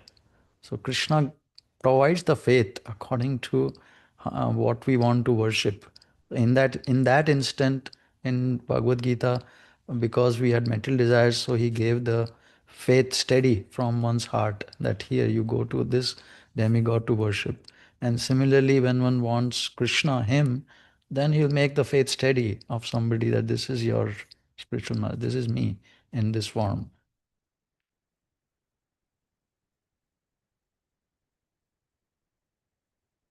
So Krishna gives mercy only we are fortunate, right? Yeah. Only and according to this Madhya 22:45, then we become fortunate when there is Bhakti-Mukhi Sukriti. So, as Prabhupada says later in that same paragraph, the good fortune of Bhakti-Mukhi is attainable only when one comes in contact with a devotee. Let's say, I may ask, like, how did I get this contact? When So did I come in contact with that devotee? exactly. So, yeah, yes, Professor. That is exactly what we as small Shiksha gurus are, our job is, no? Otherwise, what is our job then if Krishna is doing all these things? How do we get purified? How do we get involved in Lord Chaitanya's mission? Is that we bring them closer to the pure devotee. We bring them Krishna in so many forms, prasadam, holy name, and in the form of Srila Prabhupada's books to these devotees, and they get Sukruti, like that. There are many places Srila Prabhupada has explained this. And let's just take one instance. There is a because I always think of that because one morning walk in Mayapur, Srila Prabhupada is saying that one devotee is asking the question that Srila Prabhupada, how is it that, so uh, they were talking about Manushyanam Sahasreshu Kaschid Yatati Siddhaye, that one among many thousands becomes even desirous to attain perfection.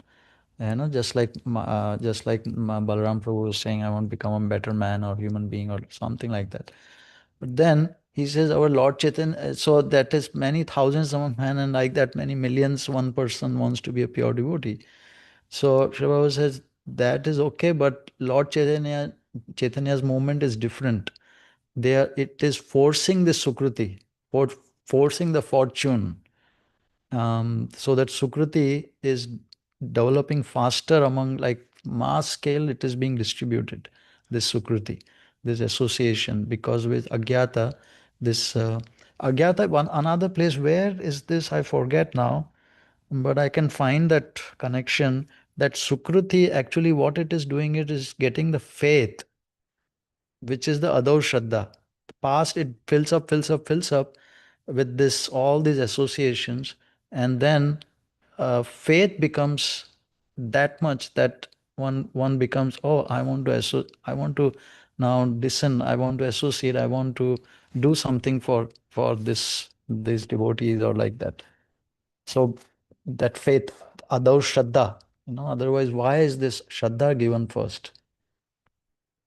So I can connect that. I don't know which, somebody knows that verse which is connecting the Sukruti to Shraddha. So by any type of Sukriti, we get this faith in, like, by any kind of Sukriti. That Sukruti, that what you were talking about, no? 38, 45th verse.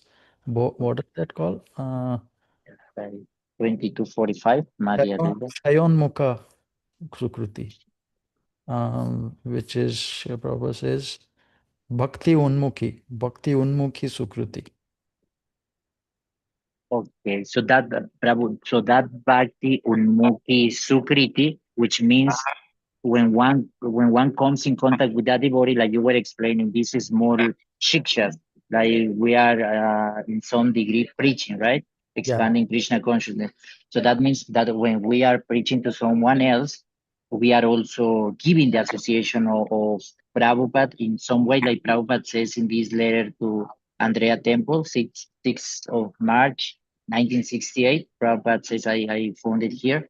And it's a very nice letter because Prabhupada says, yes, whoever you tell the chant to, it is effective. You have heard it from me and my disciples.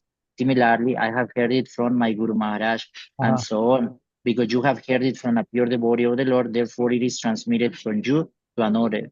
Just like an aerial message, it is transmitted from one place to another. So then I think Prabhupada says, you have heard it from me and my disciples. Similarly, I have heard it from my Guru Maharaj, but there is, wait, I have it here because I have it in Spanish. So Prabhupada says that my disciples are my agents, but I don't find it here in the English one. So Prabhupada, yeah, my disciples are my agents, my representatives. So by hearing it from them, you are receiving it from me. So that means that because we have heard from Prabhupada, we are transmitting it to someone else, then that means that actually they are hearing it from Prabhupada, so they are associating with Prabhupada and they are getting this Bhakti Mukti Sukriti. Is it like that, Prabhu, or I'm just... We can also give some Sukruti, no? Because we starting to carry Krishna more and more in our heart, meaning, how I understood it is that somebody is giving some service, like suppose somebody gives some donation, and that's why Srila Prabhupada was so particular that donation should be 100% used for Krishna's service. Because what happens is, when someone gives, so internally in our heart also, and externally also, we should give it to Krishna, give it to Srila Prabhupada, to give it to Krishna. And when we bring it, their donation, we offer it to the deity, first Srila Prabhupada, and then to the deities he's offering. So like that, we become carriers of Srila Prabhupada's mercy all around the world, and that's how people's Sukruti will keep rising. Books, they touch the books, they see that, just by tilak, seeing the tilak, everything, so many other things which provide Sukruti, that what you were reading in the scriptures, devotional service and pious activity are considered fortunate. Pious activities can be divided into three categories. Pious activities that awakens one dormant Krishna consciousness are called Bhakti Unmukhi Sukruti.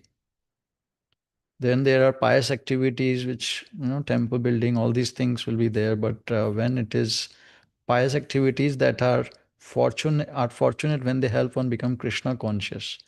And one can see in 12:10 also, no? that we require so much of preaching activities, and then people give donations or help in any way, intelligence, organization, so many other ways. That's what we do. We want to we we engage their services for Srila Prabhupada. That's how they get this Sukruti. And I've read this verse and I understand the principle that this Sukruti is actually getting the faith risen in the heart, Adau Shraddha. With that faith, then they start associating seriously. They want to hear, then they want to associate.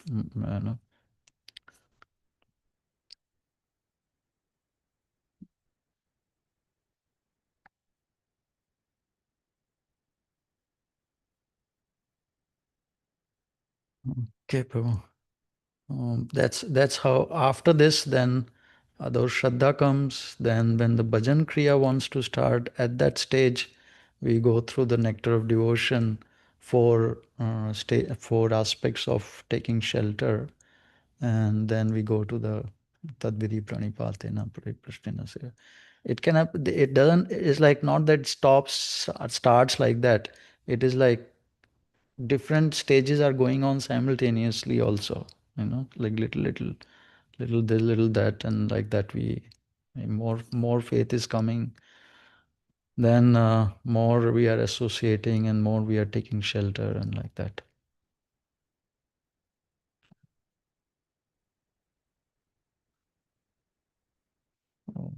The Parampara Bhagavata, Sadhana, Vedi, and Ragana. So that's it. This is our summary. Next, I'm wondering how to go forward. I'm thinking if we'll take up. What do you think, Balram Prabhu? What should we do from next week onwards? I have absolutely no idea, man. I'm not even clear on what we've read so far. Okay, just to finish up before you go on, next one. Yeah. Somebody comes to you on the street and says, Prabhuji, I'm from Lakshmi Sampradaya, this Sampradaya. I don't even know what the question should be, but what is your Sampradaya? What is your, or how is your parampara, whatever? You're going to give this answer. We have a Bhagavad Vidhi. Okay, what is that? Can you give the explanation to someone on the street now? We have to quote these street or Shri Vaishnava? Street. On the street, somebody's saying to you, I'm coming from this, or anyway, never mind. He's just saying, what is your whatever? And you say Bhagavad Vidhi. No, I mean, Bhagavad Vidhi. to those people, we don't say all this, no? Like this, we just say parampara. There is nothing to be said. Evam parampara prapam. But when Okay. the Sri Vaishnava or a devotee talking, then we say it is a Bhagavad Vidhi. Okay. So when you give this answer, Bhagavad Vidhi, okay, can you just go on and explain to this person who just asked it? I have no idea what Bhagavad Vidhi means. 1 to 18, we have to quote the scriptures, not that we just say on his own. Like people keep saying, oh, Shiksha Guru, Shiksha Parampara, Diksha Parampara. What is the basis for it? No? Scriptures, scriptural basis. Scriptural basis is because of 130, Adi Leela 135, and Bhakti Sandarbha 202. In that purport, all the acharyas, and because of that, Bhakti Sandarbha is. So this is your answer, huh? This is your answer to somebody asking you this. Not on the street, some devotee asking. Then we have to give the basic basis, the scriptural basis, that ours is a Bhagavata Parampara based on this. Okay, you're saying it's based. That's okay, based on, but what is it? I'm still really struggling to get from you a simple, clear answer. See, association with a pure devotee, serving a pure devotee, there you go. Taking shelter of a pure devotee, association, taking shelter, Mahabhagavata. Okay, very simple. That's the same thing what Srila Prabhupada told when he came on the Boston Harbor. No? This is Markine Bhagavad Dharma. This is what he said. This is exactly what he said, that his association basically is going to. He said to Krishna, give me the words by which I can help them understand your message. The words, message is all shiksha, but I know, but here's humility, no? But because you see in the purport, we get it from the purport also. which is given in this same purport, and he's talking about, we just read that service of the pure devotee. Right. You know, and by doing that service, actually, because who can, you know, like really by hearing can come, and the purport is talking about Narad Muni. He just by miraculously started getting. So that's parampara. And then Thank you very much. Srila Jiva Goswami doesn't even stop there. He goes on to quote two more verses from the Bhagavatam to establish that. And then second verse he quotes is the 3:25-24. There also same thing, pure devotee association is described. Same exact thing. And then he quotes Prahlad Maharaj's prayers to Nrsingadev, where he's talking about, I don't want any ritualistic activities and everything. I just want to associate with pure devotees. That's another. So that's how he establishes the Bhagavata Vidhi. Basically, this is how our initiation is to be done in our parampara. And there's no talk of ceremony or this, that, or anything like that.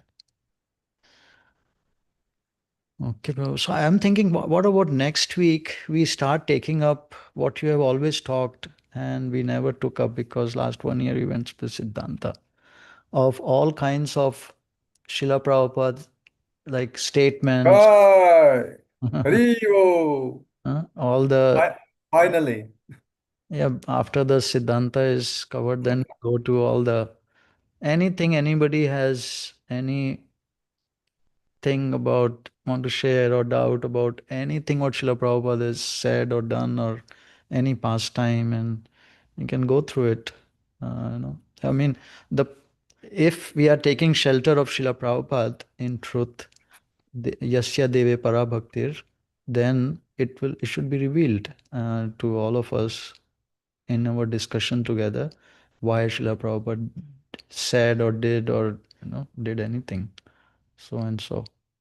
And we should be able to, I mean, that makes me the most motivated to do that. So many things people say, no? So many things and doubts, and all of us have. So I think we should do that.